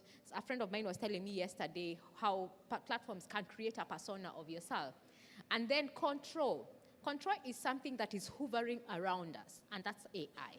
Okay, Maria did an amazing job is it in the morning or in the afternoons today, okay, to show that the control algorithms, social media algorithms, we're not going to talk about Gen AI, you're just going to talk about algorithms, where they control what you watch, who you contact, what kind of contracts you're going to be, and what type of conduct you're going to be. So what are we going to do, okay? So there's quite a number of schools of thoughts on protecting children online. I'm not going to go into, I just want you to read. I'm just going to focus maybe on the leash, which is the most famous, parental controls, let me see where my child is all the time, what they're watching, but what does that make the child feel you're not trusting them, okay? And then the training wheels, which I'm going to focus on. The training is let's empower the child. Let's have the child, let them give the skills, let them go to the World Wide West. That is the internet, okay? So that way, we are empowering the child. But what does this see? The children start feeling disrespectful. You don't respect my world. If you have a teenager who is online, how many times do you hear, you don't respect my world, okay? Because it is their world. You don't understand me. You don't know how it is important to do that dance, okay? Because we are giving the wrong message to our young people, okay? The children want to be understood. I did a research in 2022, and then I did one last year, and the common denominator of all the findings is the children were saying, Mommy, I want you to come to my world. I want you to come to my world. Don't tell me don't go there. You come, understand me. I want you to respect that these are my friends. All of them are my friends, because there's a very blurry line among young people between the virtual and the in-person world, because they don't know. If I don't follow you, if I'm your friend physically and I don't follow you on Instagram, on TikTok, I'll be very offended. Why? Why are you not following me? Because there's that blurry. It's the same world. It's not two different worlds. And like some of us who are immigrants who think that is my online world and there's a digital world, that's a physical world. So do we cut the tree? You remember the tree? Do we cut it? No. We need to graft it. And this is how we graft it. We need to give skills to our young people. And these are information and data literacy, okay? Like this organization, they're doing an amazing job, okay? And communication and collaboration skills. If you teach a child on how to communicate, just the etiquette of communicating, you have dealt with half of the problems online, because they will be respectful, they'll be honest. They will not be able to talk to people they don't know. They will know how to phrase those sentences or to do those videos. Just communication skills, basic communication skills. You have dealt with half of the troubles that we have online. And then digital content creation, because content is king, okay? But now it's integral. And then safety, online safety measures, problem solving, and mental health, okay? But we can give them all these skills, but if you don't have access, and this probably I'll be emphasizing for people from the global south, if access, meaningful connectivity, if this child does not have connectivity to all the skills in the world, okay, they're still going to be abused one way or the other, because they're using that one gadget their grandmother or their auntie or their uncle who watches porn every day watching, okay, because they're accessing internet using that phone, okay? Attitude change. The way internet was sold to us, especially those ones in the global south, was very negative. We need an attitude change, okay? We need digital infrastructure, okay? A lot of parts of the world, we don't have enough infrastructure for the internet, okay? We don't have data centers, okay? We don't have cabling, okay? We don't have Wi-Fi. And then policies, there's a lot of gap. The whole morning and in early afternoon, people have been emphasizing on the need for regulations and policies that are contextualized, not just a copy and paste from the rest of the world, but contextual. And then trustworthy information, okay? We need to ensure that these children know what good news or credible content looks like, okay?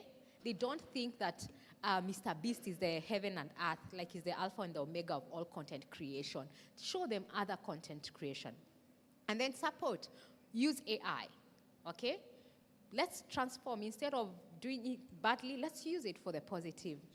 And then social support, and then provide a reporting system and system.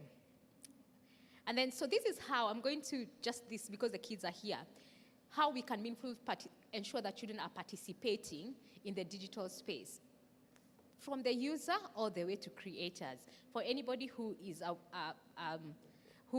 aware of the child participation models, this is the Hyatt model, okay? So we are moving children from just being users of technology to be creators, okay? Where you are giving them the right skills, the right equipment, the opportunities and platforms for them to be creators. So they're not just consumers, they're able to contribute on what do we want to see. Okay, like for example, what TikTok they have done, they have a console that tells the kids to tell them we don't want that feature, okay? Because they become creators, they become innovators in the digital world.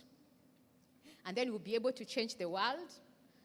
The kids, instead of all this, will have digital activists, will be entrepreneurs, have creators, and then they'll, because of intentional content creation, digital entrepreneurs, and then working policies, okay, and legit businesses, okay?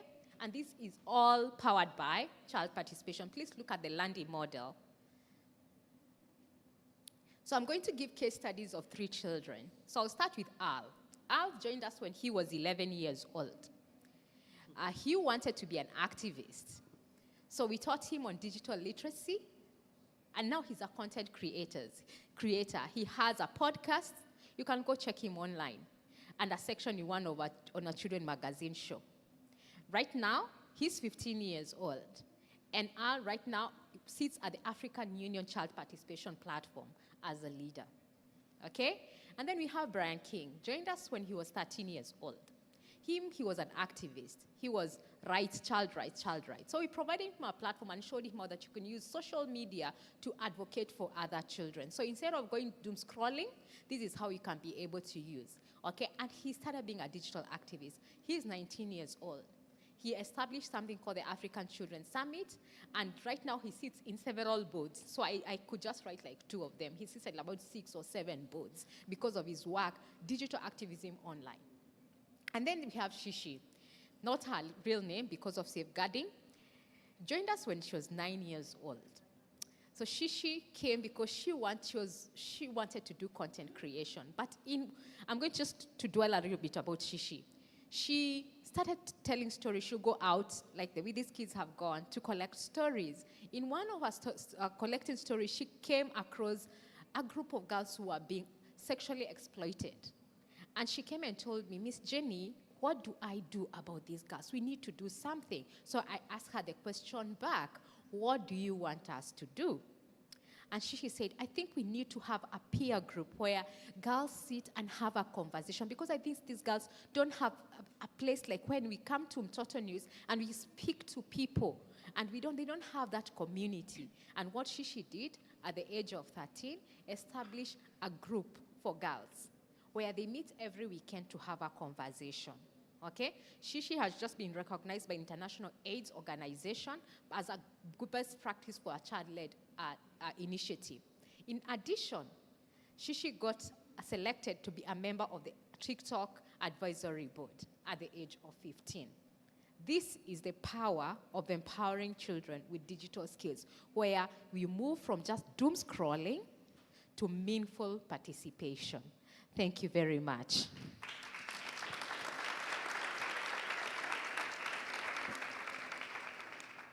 Obrigada, Jennifer. Obrigada, Jennifer. Incrível essa experiência compartilhada com a gente. Realmente empoderada. Empowering children is really a part of this whole process, so we can really move forward towards a better world and building a future for everyone. Now let us invite our next panelist, Tanya.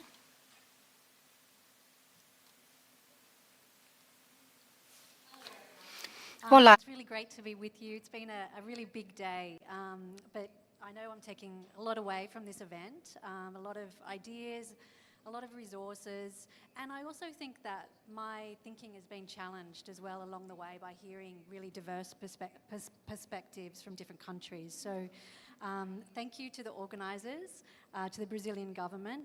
I'd also like to thank Palavra Aberta, a fantastic media literacy organisation in Brazil, who I'm learning a lot from while I'm here, and who's been supporting my trip. So thank you.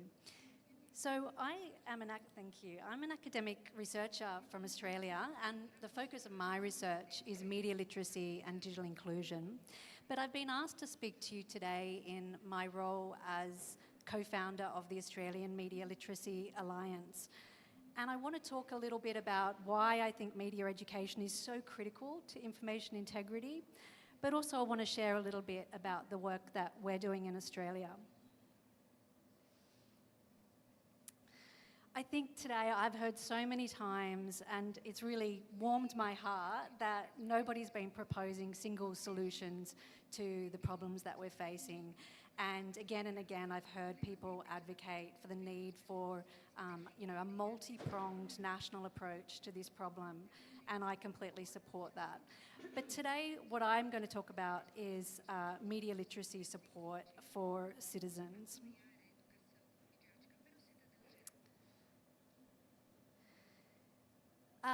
So as I mentioned, we've co-founded the Australian Media Literacy Alliance.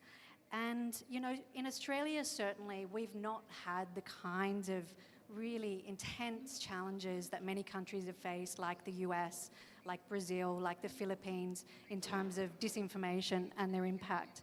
But nonetheless, every single time there's been a crisis in Australia, disinformation has had a huge impact, whether that's been bushfires, COVID. We recently had a constitutional referendum that would have enshrined an Indigenous representation, a voice to Parliament. This huge disinformation confused people and I think resulted in a no vote, which is so unfortunate. And then just last week, we had a riot in Sydney. This is really not something that we see often, and we're now hearing that this was fueled by disinformation on WhatsApp. So although it's on a much smaller scale than other countries, it's certainly a huge thing for Australia. And witnessing these kinds of events and developments and recognising that we really had very little media literacy education opportunities in Australia, a group of us came together to form this alliance. And so it's made up of our public cultural institutions in Australia. So our 2 national broadcasters, our national museums, galleries, libraries, and 2 research partners. And what happened is, you know, when we were looking at what we should do, we looked at models around the world, and I think it's really important to get the right media education models for each country. And in the Australian context, we decided to really get inspired and look at the model that was being used in Finland and the Netherlands.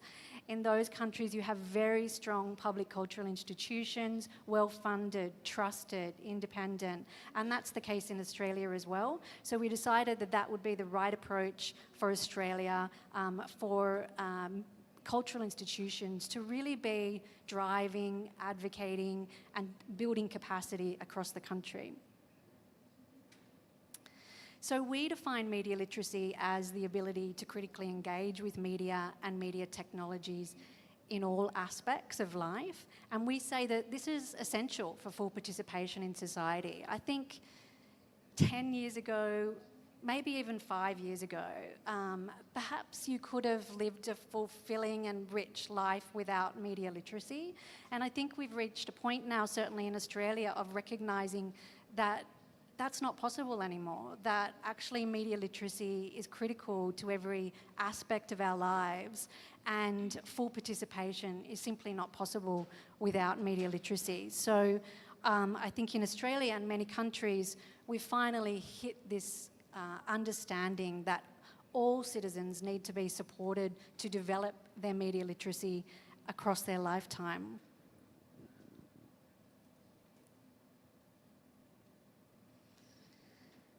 Sometimes concepts like e-safety or digital safety, digital literacy and media literacy, they're used interchangeably.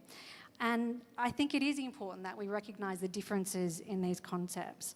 And in the Australian context, we say that e-safety or digital safety is about risks and harms. Digital literacy is about skills, the skills that are needed to use technologies. And media literacy is about thinking critically and asking critical questions when you're consuming, sharing, or creating media.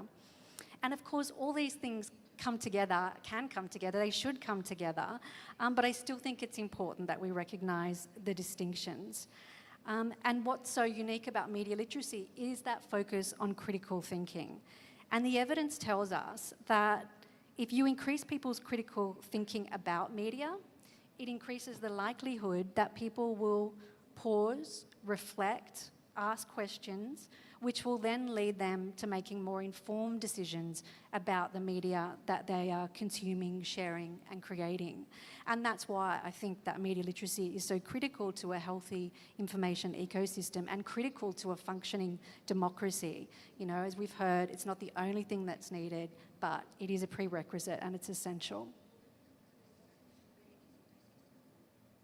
What we wanted to avoid in Australia when we started the Alliance was a piecemeal approach where you get projects here and there serving different groups, but we don't really know what impact they're having and we don't really know which groups aren't getting any support. So when we looked at countries that have a really strategic and cohesive media literacy strategy, and there are not many of them, though I'm happy to say that's really rapidly changing, I think, we could see they have all these things that I've got on the screen. So they have a national peak body to build capacity, create momentum, carry out research. They're guided by longitudinal research and evidence. They have media literacy embedded in the national curriculum, and there's high quality teacher training available. They have media literacy training for mediators, so not only teachers but also librarians, health workers, community leaders, social media influencers. They have organisations working collaboratively to advance the media literacy of adults and children. And they have media literacy embedded in national government policy. And I was so heartened, to hear what the Brazilian government have done here and setting up a government department for media literacy and setting such ambitious targets. Those targets are so incredible because, of course, it means you can hold government to account to reach those. And I hope you'll be able to inspire the Australian government to do something similar because that would be fantastic. So with UMLA, we've been working on ensuring that these things are in place. And we've had progress in some areas and, still working on it in others. So in 2021, we carried out a series of national consultations across the country to build consensus about what people think was needed in terms of media literacy. So we brought all these stakeholders together, and this big consultation was really important first step for us. And what we found is that there was really widespread support for our media literacy definition and framework, and these have now been adopted in all the media literacy initiatives that have been implemented across the country. And that is really helpful because it really helps us evaluate the success of these initiatives. And the approach that we take in Australia is what's called a key concepts approach to media literacy. And I just want to explain that briefly. So the key concepts approach, it's been used for decades now in lots of different countries and, developed over time as well. And what it does is it says that there are certain key concepts that should be used to inform the design of media literacy initiatives. So in our case, it says, in Australia, if you're going to develop a media literacy project, then it's really important to support learners to ask critical questions about all these things you can see on the screen. So about the technologies that are being used, about the people, places, ideas being represented, the intended audiences, about the institutions involved, about the way media is conveying meaning, and about the kinds of relationships that are being developed or challenged through media. And of course, as a media literacy educator, you're not going to present it like this to learners. You have to be really creative in how you kind of embed that in learning, because of course, media literacy education needs to be age appropriate, fun, engaging, rewarding, as well as being effective. Media literacy needs to start at school, right at the kindergarten, and all children need to have access to high quality media literacy education throughout their life, every year of their school. And this is one area where, in fact, Australia was kind of ahead of the game because we've had for over a decade a place in our national curriculum for media literacy. But what we know from our research is that it really varies in terms of what children are getting access to. So just having it in the national curriculum is not enough. You also have to have teacher training, you have to have great resources, and you have to be continually doing awareness around them. As I mentioned, research is essential to any national approach. We have introduced a longitudinal adult media literacy survey in Australia, and our 2024 survey will be released in just a few months. And this research is so important because it tells us that Australians overall have a pretty low level of media literacy ability, but also they really, really strongly support media literacy education for both children and adults. And our survey can be used to inform all the people that are developing initiatives about which groups are struggling the most, but it also allows us to track progress over time. And I would say as well that qualitative research is really important to back up and understand better the barriers and needs that different groups have. So far, our research on young people is focused on news literacy, and we carry out longitudinal national research again around children and news literacy. But we want to expand on that because we recognise that entertainment media is just as important for young people forming worldviews and learning about the world and getting information now. And in fact, information media and entertainment media have, if not completely collapsed, have certainly merged in ways maybe we couldn't imagine 5 years ago. So, young people learning about news and politics while they're watching live gaming streaming. So really media literacy needs to speak to these different kinds of media uses. In terms of training and resources, our Australian Media Literacy Alliance partners have all implemented media literacy resources and training for students and for teachers in a short amount of time, and they've had huge reach, which has just been amazing. And we can see from our survey that, you know, just tracking over 5 years, that more young people are getting access to lessons about how to spot misinformation. But the real gap in Australia, and this is the case in many countries, is around adult media literacy. Only in the last couple of years, really, have we started to see adult media literacy projects develop. The focus has for a long time been very on children. In Australia, I supported this Australian Associated Press Check the Facts media literacy campaign. And there's been, it was about teaching adults how to think and act like fact checkers, professional fact checkers. And there's been initiatives like this all around the world. And this one was really successful in terms of reach because it was supported by Meta, and that meant it reached half the adult population just before our election. So these kinds of partnerships with platforms are really critical for media literacy.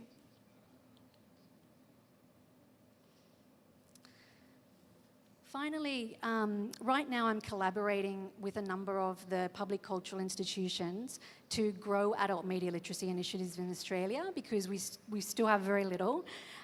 We've just finished collecting data for a national survey where we didn't just ask adults, you know, are you able to spot misinformation? How often do you verify misinformation? Which is the kind of questions that are usually asked. Instead, we gave them 4 pieces of information and we said, use the internet any way you want and please tell us what you did and what conclusion you came to about whether you can trust this information and this source. So that data is going to give us really vital information, which the public cultural institutions will then use to design initiatives for adults and drawing on other research from our study. Now, of course, this panel was about children and media education, so you might be wondering why I'm talking so much about adults. I think it's important to remember that most of children's formative media engagement takes place in the home, under the guidance or, you know, in the home with parents and guardians.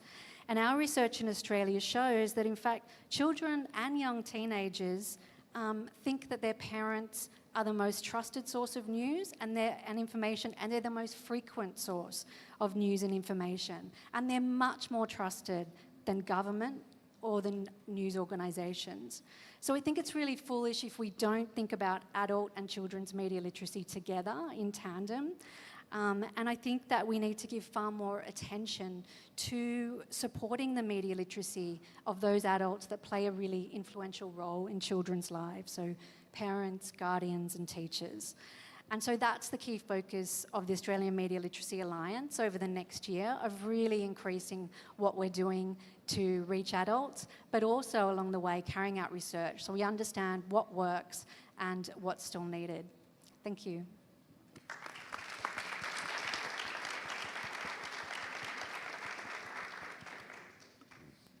Tânia, obrigada. Obrigada por compartilhar. Thank you so much, Tanya. Thank you for sharing the Australian experience with us. It is very inspiring for all of us, but especially for Brazil, who is taking its first steps in media education as part of the public sector. And in fact, our goals are very bold, and even bolder if we consider how large Brazil is. We have 27 states, 5 regions, and each state is a world unto its own. So, in fact, our challenges are great, but we know we have full confidence that we must tackle them. And that's why we're here together to collect best knowledge from all around the world.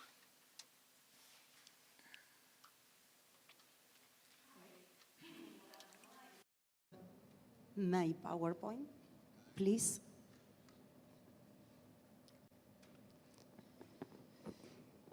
Good afternoon. I will present on how to teach children and adolescents to be safe and responsible online through digital citizenship. Let me start by defining digital exclusion, which has been traditionally defined as by the lack of access to technology and the, oh, sorry, can we go back?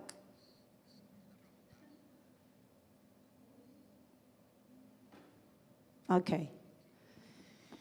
As I said, digital exclusion has been always defined by the lack of access to technology and the internet. And this is very true, because this digital exclusion prevents young people from better education and job opportunities. But having said that, we have to add that access cannot be the only dimension that defines inclusion.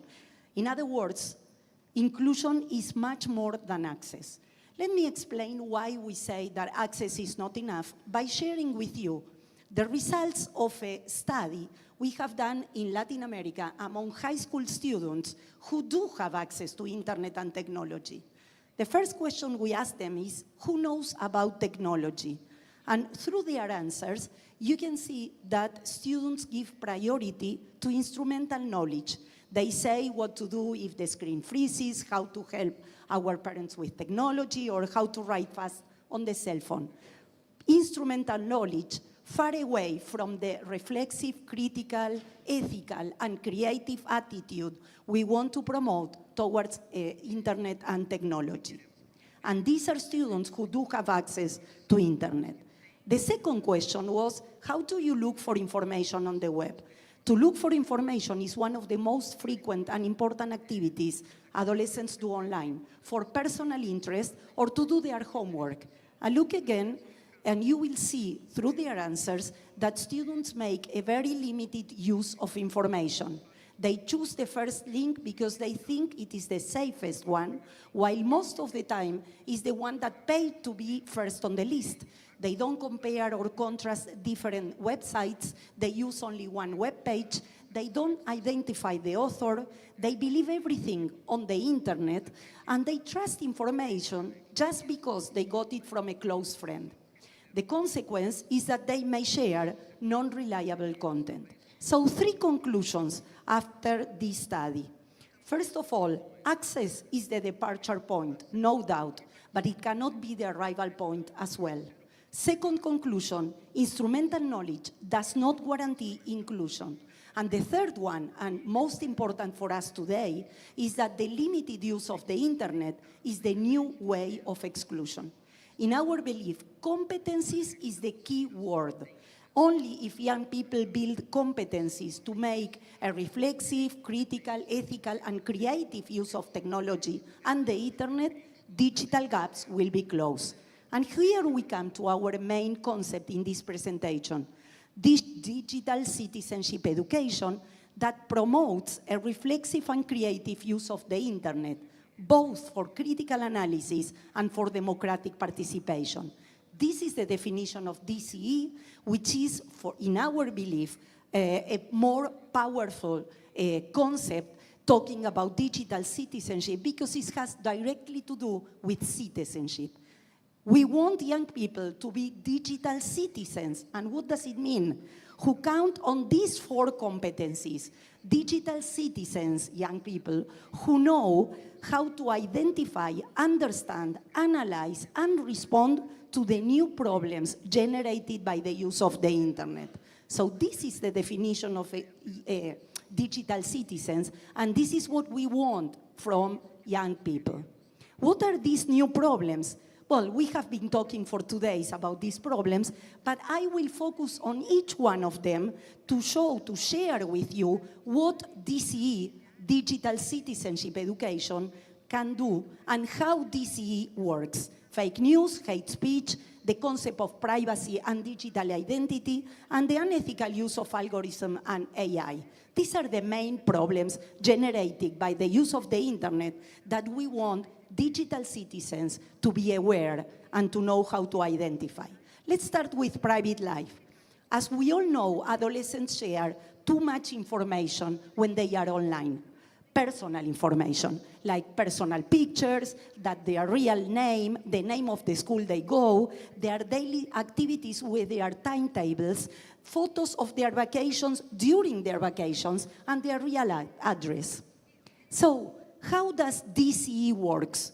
We want digital citizenship education to promote a critical attitude, in this case, towards private life online. And we propose, DCE proposes and recommends to do it through questions. Questions to be asked and debated in the classroom. We want this question to be debated with the students in the classroom. Are we aware of the information we share on the web? What digital footprint do I leave with every click? What do my online searches and my posts on social networks say about me, and how do they affect me? What does it mean what we share online is difficult to delete? These are some of the questions that DCE recommends to be asked and be debated in the classroom with the students and the teachers. In this case, in order to build a critical attitude towards privacy online. Hate speech. Let me share, we all know what hate speech is. I'm just taking one example, Oreo campaign in the US during the Gay Pride Day, where they decided to change the colors, but look at the reaction of the users on social networks. Don't buy Oreo, homosexuality kills, and this campaign is disgusting. Once again, DCE, Digital Citizenship Education, teaches to ask and debate with the students in the classroom. Is the author of this hate speech identified? What are the arguments presented? And the evidence? Does the text make generalizations about the person or the group affected? Are the arguments based on stereotypes? What language is being used? And what should the role of social networks be? Once again, promoting critical attitude, critical thinking towards, in this case, hate speech. Fake news. Well, we all mentioned how we suffer fake news during the pandemic and the coronavirus. The Brazilian example today was excellent to understand how terrible can fake news be. So once again, DCE teaches to ask and debate in the classroom. Who is the author? What is his or her background in order to be able to talk about this issue? What are the arguments presented, and what is the evidence? Are the sources mentioned in the text real? Are they relevant? Are they plural? Are there any other sources outside the text, not mentioned by the text, that talk about the issue? What do they say? And once again, what should the role of social networks be? And the last problem, big problem, is the unethical use of algorithms and AI. And let me share with you one example to see how terrible this problem can be. This is a very well-known picture internationally called the Napalm Girl, and it was taken during the Vietnam War to show the worst phase of a war, children running away from their town because a napalm bomb was thrown without any time to dress up. In Norway, a very well-known writer decided to publish this photo to talk about the war. But since the algorithm didn't recognize nude images and didn't recognize the context in which it was published, they decided, Facebook in this case, to close the account. It was a big reaction because it was defined as an act of censorship that violated freedom of expression. And this is another example on AI and fake content.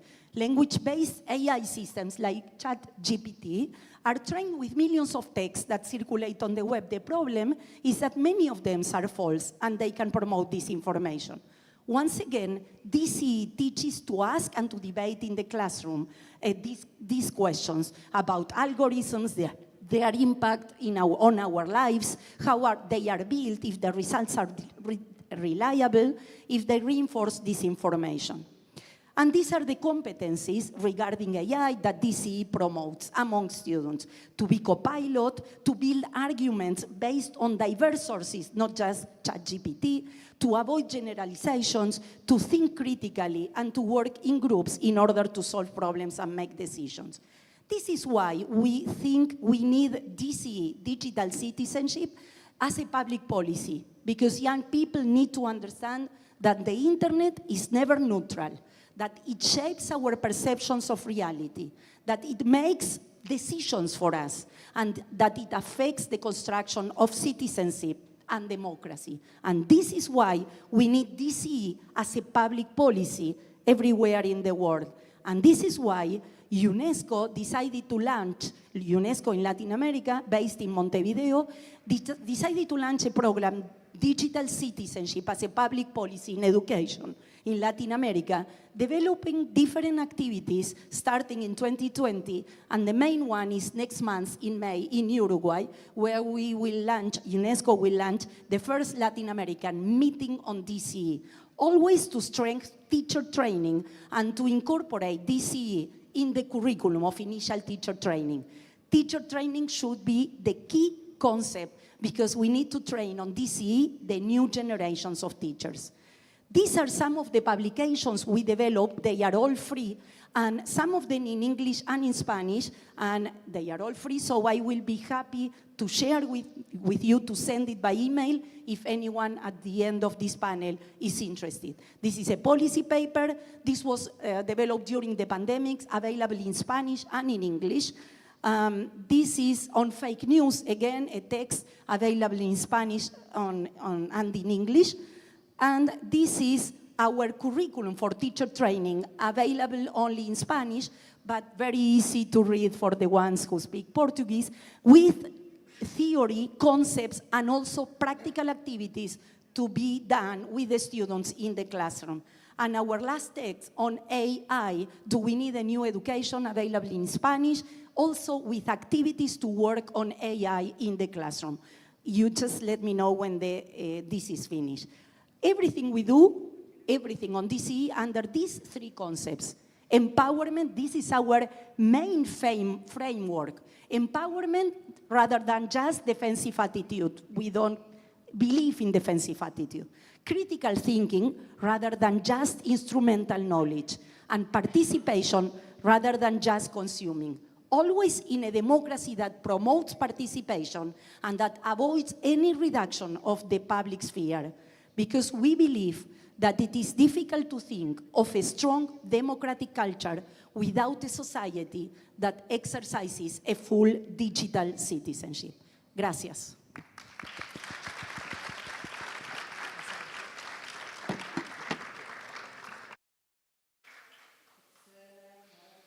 Roxana, amazing presentation. Thank you so much for sharing it with us.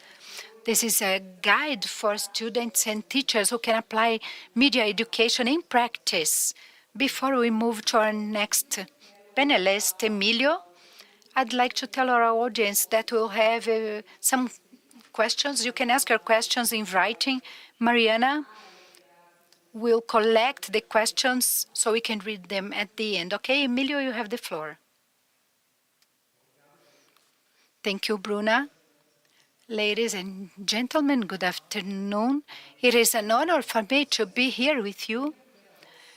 It's the first time I come to Brazil, and I couldn't feel happier than having the opportunity of talking about protecting the rights of children on the web and learning with so many personalities who are here today. I would like to congratulate the Brazilian government on the leadership and the initiative of organizing such an important and urgent event. I work as General Secretary of the Intergroup on Children's Rights for the European Union. European Parliament, it's a parliamentary front composed by 125 congressmen from many different political orientations and nationalities. I believe the major contribution I can bring to our discussion is introducing some of recent discussions we had at the European Parliament, as well as our major challenges that we're facing, lessons learned, and opportunities. When we talk about web governance, it is essential mentioning that children's rights refer to all individuals that are younger than 18 years old. This is an essential point in our discussion. Children represent 1/3 of all the web users worldwide, more than 50% of the population of the Global South. Children spend a lot of time online, as Jennifer mentioned previously, and this is the information vehicle that's considered more important. In such a connected world, children, much more than adults, have amazing digital skills, and I believe it's fair to say that misinformation may cause a devastating impact on children. Media education is essential. In fact, I congratulate you for the efforts and initiatives that are going on in order to better equip children to deal with the web. However, it's not a magical solution. I do not believe it is fair to expect that children are responsible for verifying and checking facts and information sources. I'd like to alert you all to the risk and the responsibility related to educational initiatives related to information integrity and initiatives of self-regulation from the web suppliers. This could be also used as a way of exonerating online service providers from their responsibilities, because it could cause devastating effects on children. This should never be a responsibility of children. If we think of the fact that the human being's brains develops until the 25 years of age, we will all agree that children should be our main target when we talk about information integrity online. Currently, children interact online daily. They check data on the web, as Roxana mentioned previously. In many countries, currently, children do homework using tablets and laptops. This creates a huge amount of data which is processed by web services providers without children or adults having anything to say about its processing. And data guided societies, the business model or social webs are facilitators of the spreading of misinformation. The web sponsors that, and it's not safe for many individuals that act with bad intentions. The model of these platforms was projected so as to create more visualizations and to keep us glued to the screens through likes, new shares, and other ways of interacting online in order to collect as much data as possible about users. Algorithms are a powerful tool. They are capable of influencing and predicting the choices of users, the type of content we see online. So this business model affects the mental health of children, their capacity of attention, and may lead to very dangerous social distortions that may really hinder the structure of our society and negatively affect the development of children's brain and their capacity to make well-informed choices, really affecting the tissue of our society. On a political speech, we talk about children when we see problems. I would like to challenge that. Instead of that, I would like to emphasize the importance of suggesting specific measures in order to protect children during the web use. There are many ways of hate speech, harmful content, or misinformation online. It's a moral imperative. It's investing in public health. On a more healthy internet can benefit the society as a whole. With regard to their specific development levels, children are even more vulnerable online, and they suffer greater consequences from disinformation. Children have much more at stake, and we run the risk of facing a lost generation if we do not intervene with rigorous rules. This year, European citizens are going to vote in the European Parliament elections to elect their representatives. It's one of the greatest democratic efforts in the planet. In some countries of the EU, children as young as 16 can vote, and many citizens will be voting for the first time this year. Children and youth are influenced by the information they find online, and this has an impact on their decisions. the civic duty to participate depends on the right to information, and this should not in any way be violated through the lack of integrity of this information. At the EU, we try to create a system robust enough to tackle these challenges and build a regulatory framework that is prepared for the future and tackle the multifaceted challenges posed by the internet. A system that can meet the highest levels of safety, security, and integrity based on the fundamental values that support our democratic societies.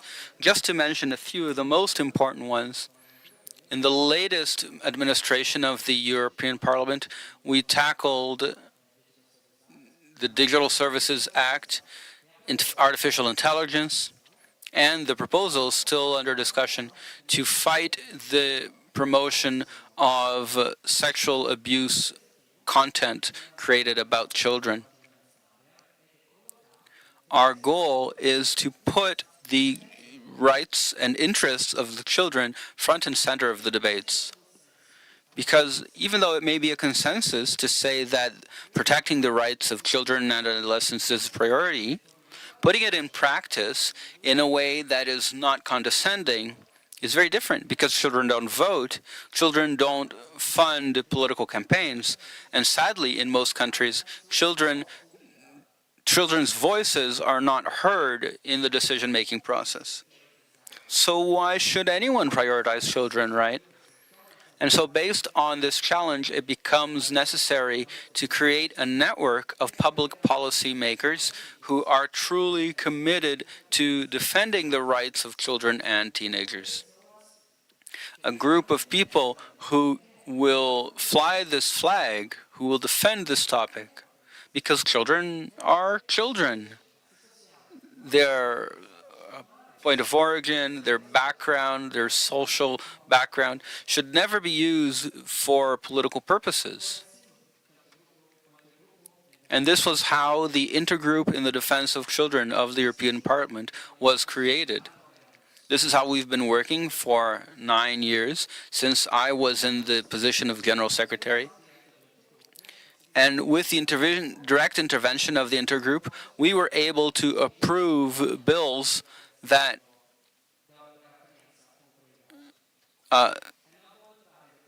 unfortunately did not have the interests of the child front and center. So I won't go into too much detail, but I will summarize by saying that the major idea is to determine that digital service providers should incorporate safe tools, safety by design.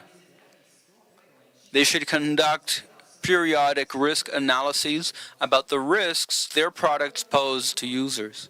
The work of the intergroup was to make it very clear that protecting children, safeguarding them from vulnerability should be an important role in this risk analysis. This is one of the most important paradigm shifts of all. The responsibility of dealing with harmful or dangerous content should not fall to the victim, it should fall to the platform. The platform should be responsible for doing this work.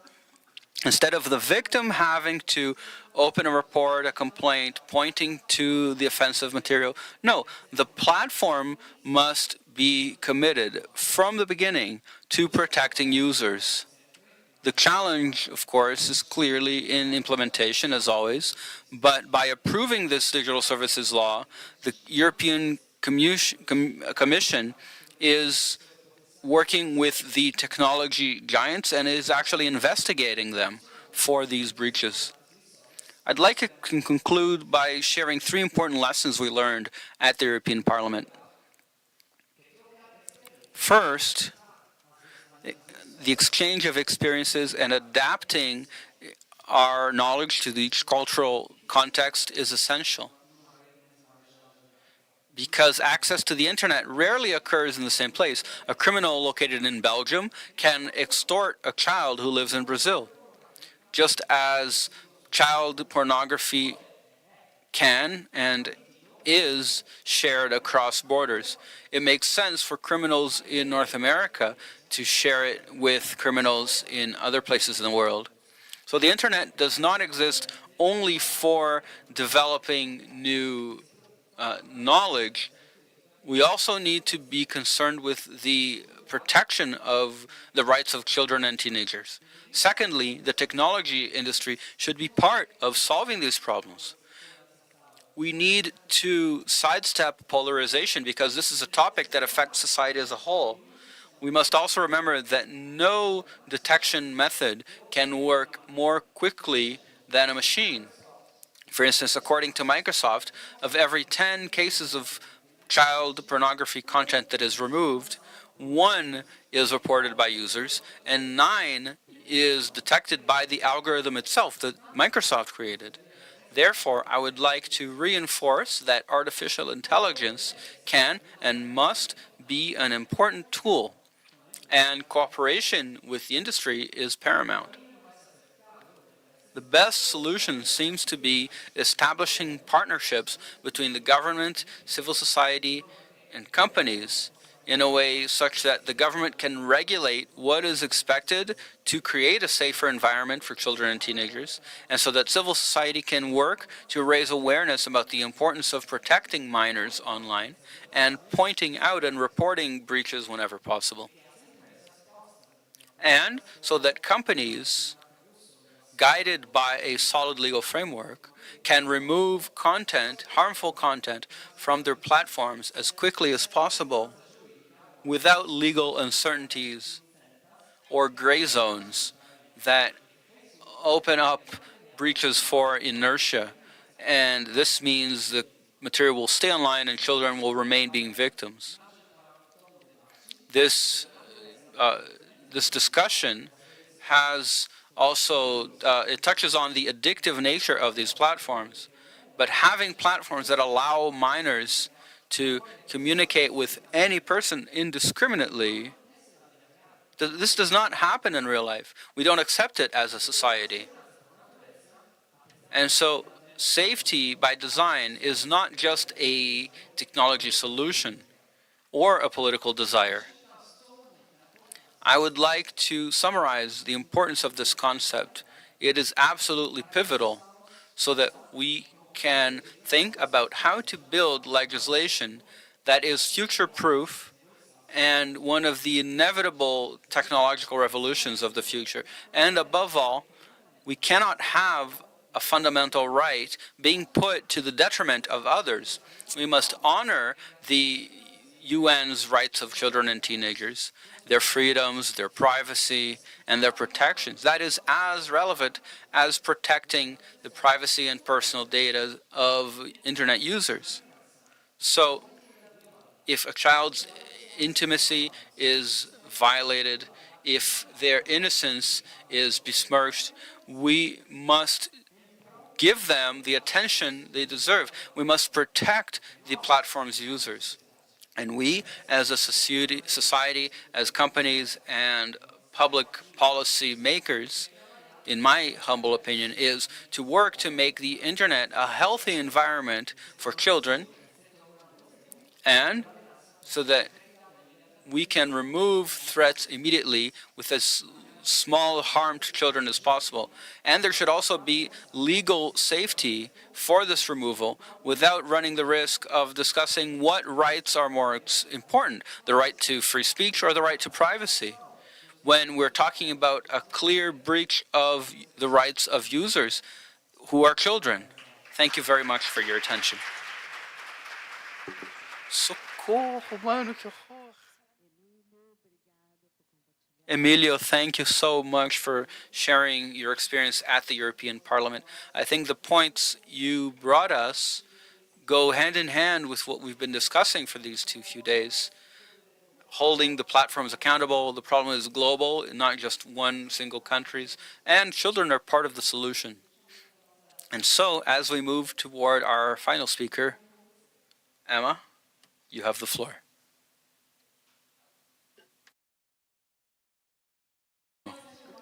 Nossa, vocês long and very stimulating few days. So thank you to the Brazilian government for hosting a series of really stimulating and rich discussions. It's only fitting that now you'll hear from someone on behalf of a tech platform, and we can kind of round out the multi-stakeholder discussion that we're having right now. So I'm Emma Lycan.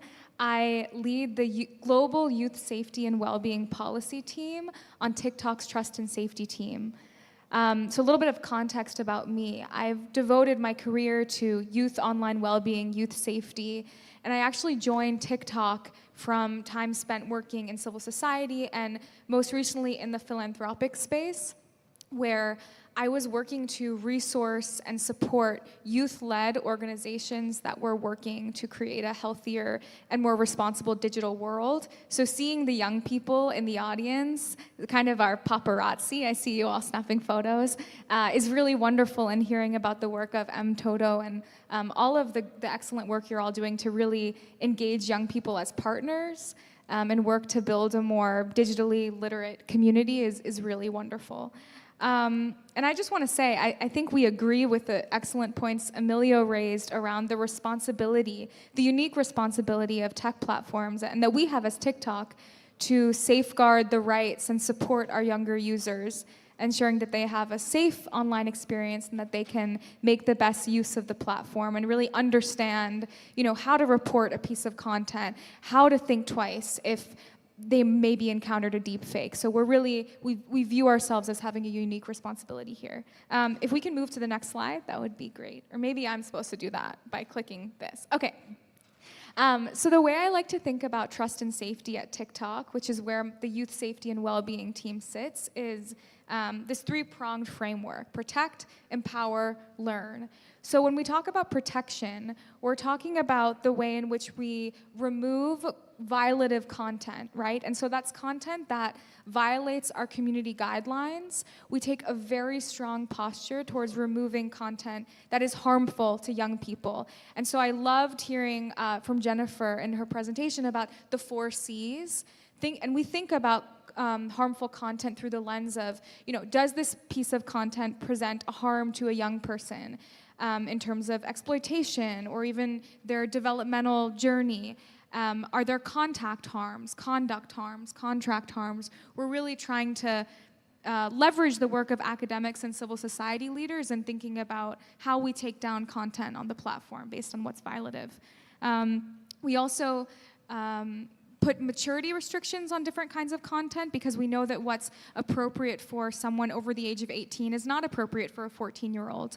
And then we disperse content that might be borderline. So that's something that maybe in isolation on your feed is fine, like fitness content or dieting content. But you get a chain of 10 videos on that topic, and that's not good for anyone, let alone someone that's 14 and just developing their own sense of self and body image. So we really intend to disperse and address that kind of content.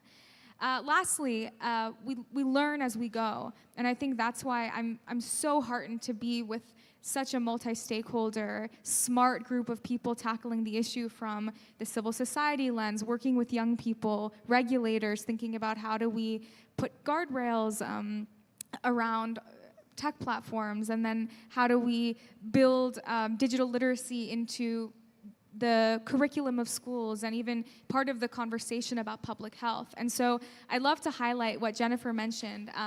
We're constantly talking to nonprofits and academic institutions and youth leaders themselves, and we are really proud of the work we've done to stand up this youth council. So we brought together 15 young people between 14 and 18 to really partner and come into the work with our product and policy teams to give us their opinions on how we can make the platform safer, how we can support them in having the most optimal online experience that they can have. And we have a young person from Brazil, we have someone from Morocco, Ireland, Kenya, the United States, so it's global because we know these issues are global.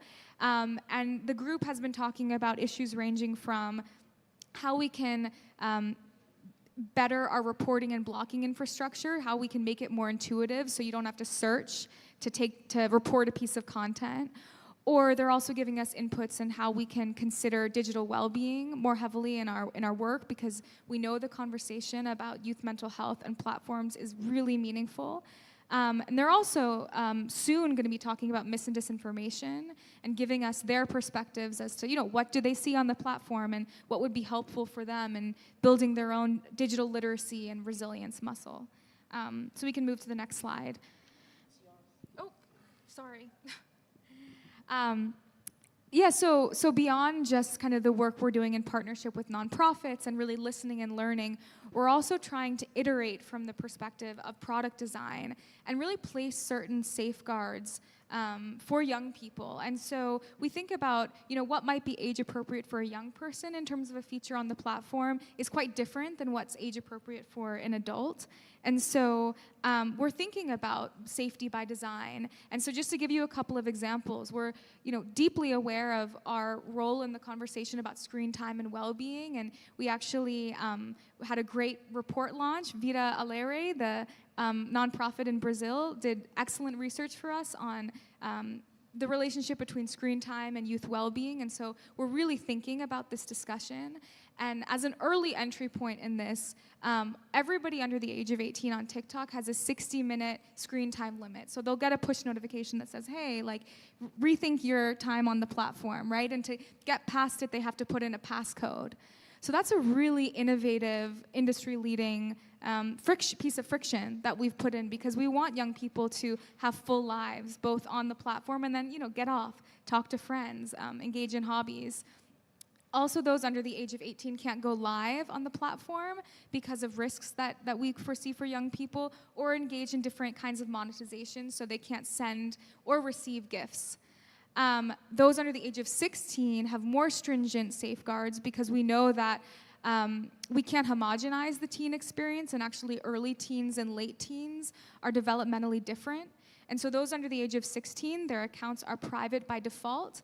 And speaking of are thinking about the risk of contact harms, they cannot engage in direct messaging. It's not even a feature that they can turn on, so that we take a very strong posture towards age-appropriate features and safeguards.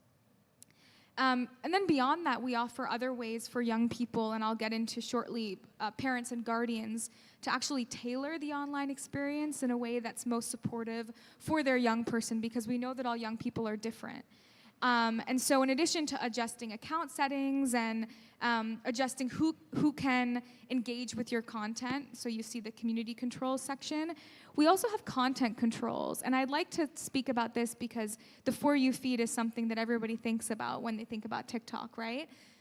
And so you're actually able to tag content and curate your feed based on what you want to see. So for example, you think about puppy content, right? I love getting content of cute dogs. I'm a huge dog person. You'd imagine that's age appropriate for anyone, right? And not super risky. But if you're someone that just, say, lost your pet, maybe you don't want to see that kind of content because it's triggering for you. And so you're actually able to click not interested, and you won't get that kind of content in the future.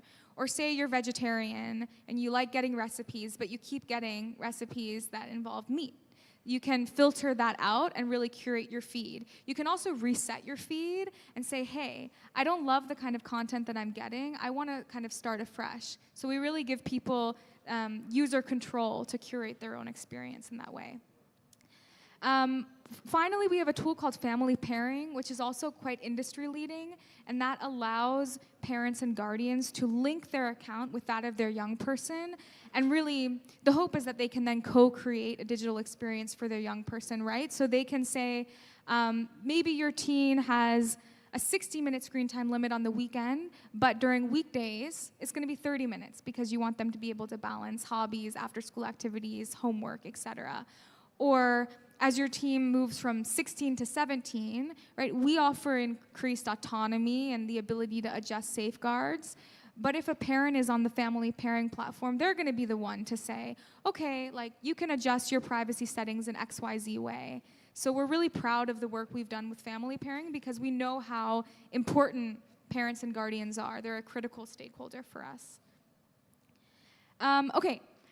Closing out on media literacy, I just want to say I think at TikTok we view media literacy as a piece of protecting young people. Actually, part of online safety is ensuring that not only are we doing our job in taking down violative content and ensuring young people can have the right tools and safeguards, but also we want to support them in actually knowing how to use the platform and knowing how to assess different kinds of content, right? And so we have a handful of features or tools that I have listed here. We have a guardian's guide that can support parents in figuring out how to have conversations with their young person, how to create an open space.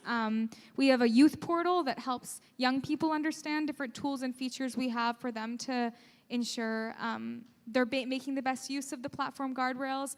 We also have done a lot of our own research with civil society to understand how can we show up better when it comes to equipping people vis-a-vis media literacy. So we did a bunch of research on online challenges and dangerous acts to understand how can we support young people in thinking critically if they see an online challenge that might be harmful.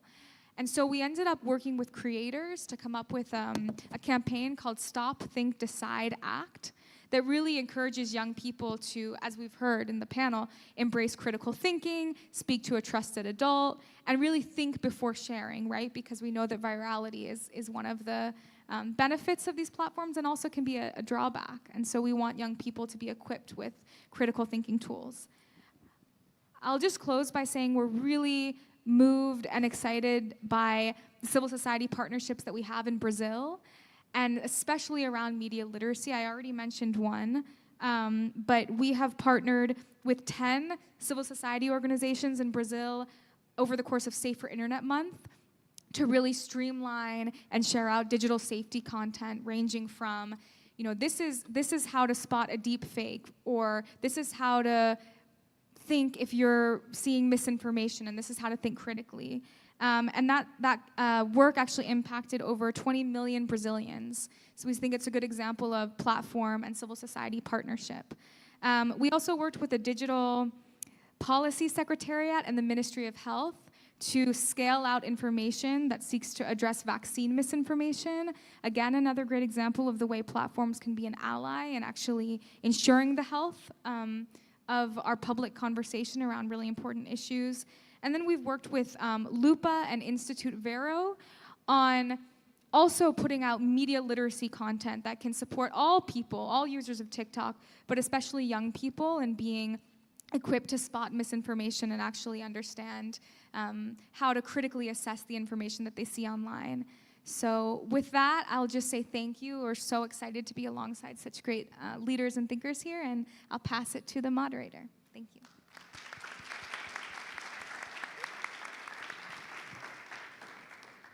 Obrigada, Emma. Obrigada por compartilhar todas essas decisões. All the decisions you have made and all the ways of providing control from TikTok to make this a healthier environment for everyone.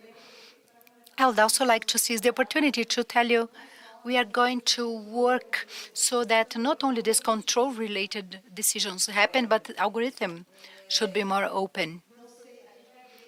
We will open for questions now. I believe we had questions from the kids, but they left. Jennifer has just told me. Do you have any questions? If you do, we are available to answer them. Olá, meu nome é Bruno.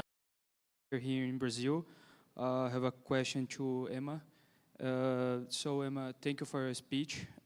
TikTok privacy policy is very transparent when it says that children under 13 should not use the platform. However, we know, and I know very, very well, that people accept terms online without first reading them. And as a result, many guardians are unaware that their children may be using prohibited apps such as TikTok. I would like you to comment on the measures used by TikTok to find children that use the platform, and an overview about the effectiveness of these measures, given the fact that the videos of children are extremely common on TikTok. Thanks. Great. Thank you for the question. It's a good one. So at TikTok, we take very seriously the measure that you need to be 13 to use the platform, and we address this kind of in a multi-pronged approach, I'd say. So first of all, we have a neutral age gate, right? And what that is exactly in normal speak is that you have to put your birthday in, right, when you sign up for the account. We give no hint of what age you need to be, right? So it doesn't automatically populate, it doesn't say. If you put in a birthday that shows you're under the age of 13, you cannot create an account, and you have a cool down period. Now, most people are honest and forthright about what age they are, and also teens will be teens. So not everyone is honest, as you said. We have measures far and beyond the age gate to detect and suspend accounts that we believe might be under the age of 13. So for example, we use both automated and human moderators that are constantly assessing content, right, based on what's violative. And even if they're not looking for age in particular, or I should say, they're always looking for age in addition to taking down other pieces of, or trying to understand what other kinds of content is violative, right? So if they're reviewing content for XYZ and they get a signal that the young person is under 13, right? And sometimes it's as easy as, hey, I'm in middle school. It says that in the bio, right? So they will be looking at behavioral signals and more obvious signals and suspend the account. And I will also say that we err on the side of caution here. We would rather have more young people misidentified as younger and then they can appeal it than leave underage accounts on the platform, so we take it seriously. In 2023, the last quarter, so Q4, I believe the stat is for the US specifically, but I'll confirm, we took down 20 million accounts. So we take it seriously. The final thing I'll say is that this really is an industry-wide challenge, and I think one that we're keen to explore not only with industry partners, but also with civil society groups who are thinking heavily about age assurance and how we can ensure that we don't have underage users on the platform. So thank you.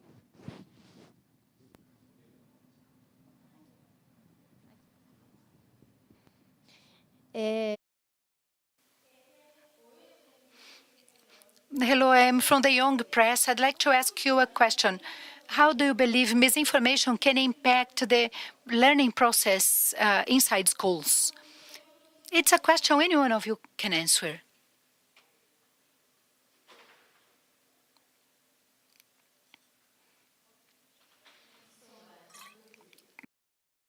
Responding to the young person,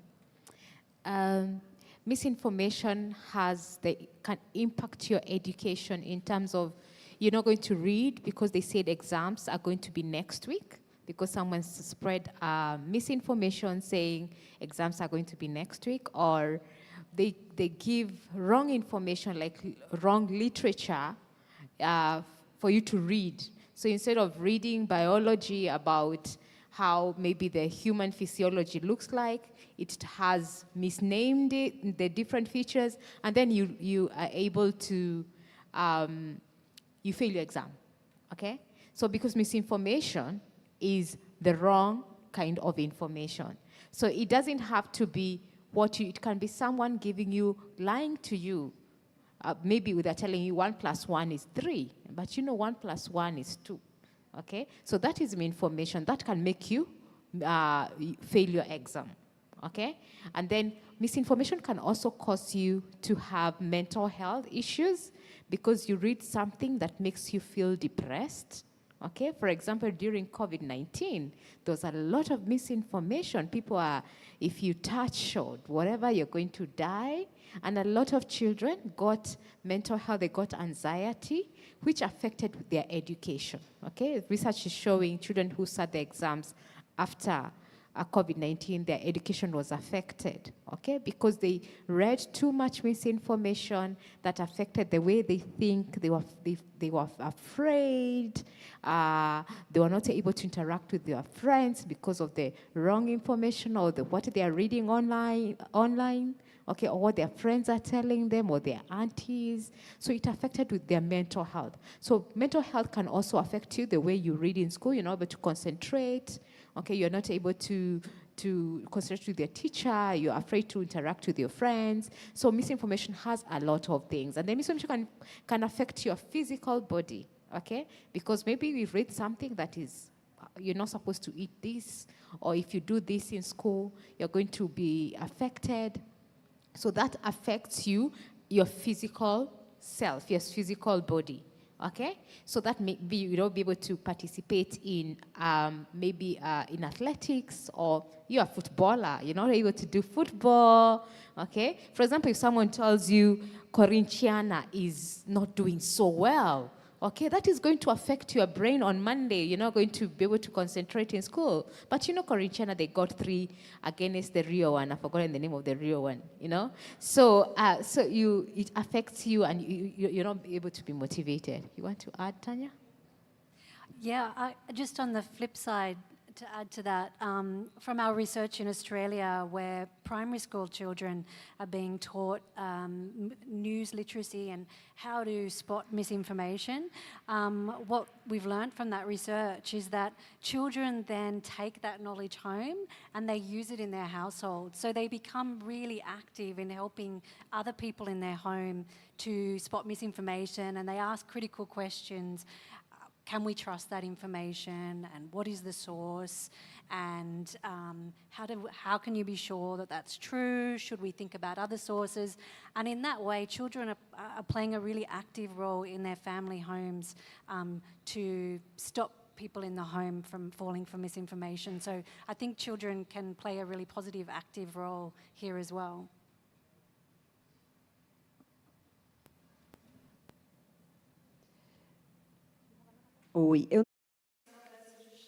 Hi. I don't know if we actually have more questions, because I think we are over time and we need to give this space back to the venue. I'd like to thank every member of this panel and thank you all for answering those questions. We are available to answer more questions off stage. I'd like to invite Mariana to speak a little bit to close the event. Hello. A big round of applause, please. First, I'd like to thank Bruna for being such an amazing moderator and all of our guests. I have a short message from our secretary. The Department of Social Communication of Brazil would like to profusely thank everyone who was with us today on the 20th, promoting the integrity of information.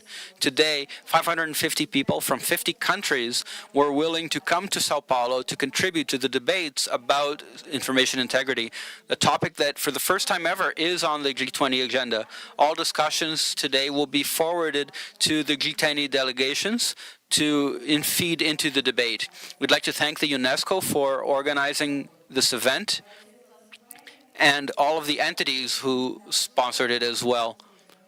I'd like to thank every member of the panel who was here and all the delegations who came to Brazil. We'd also like to thank the teams who put together this team, the Digital Policy Department, the Publicity and Advertising Department, the AV Production Department, Institutional Communication, Press, and the Press Secretary of SECOM. I'd like to thank the G20 Communication, the ABC, and UNESCO, the CGI.br, EBIT, and the foreign interpreters. I'd like to thank the foreign relations staff as well. And I'd like to thank you for helping us overcome hate speech and promote the integrity of information. Have a great day, everyone.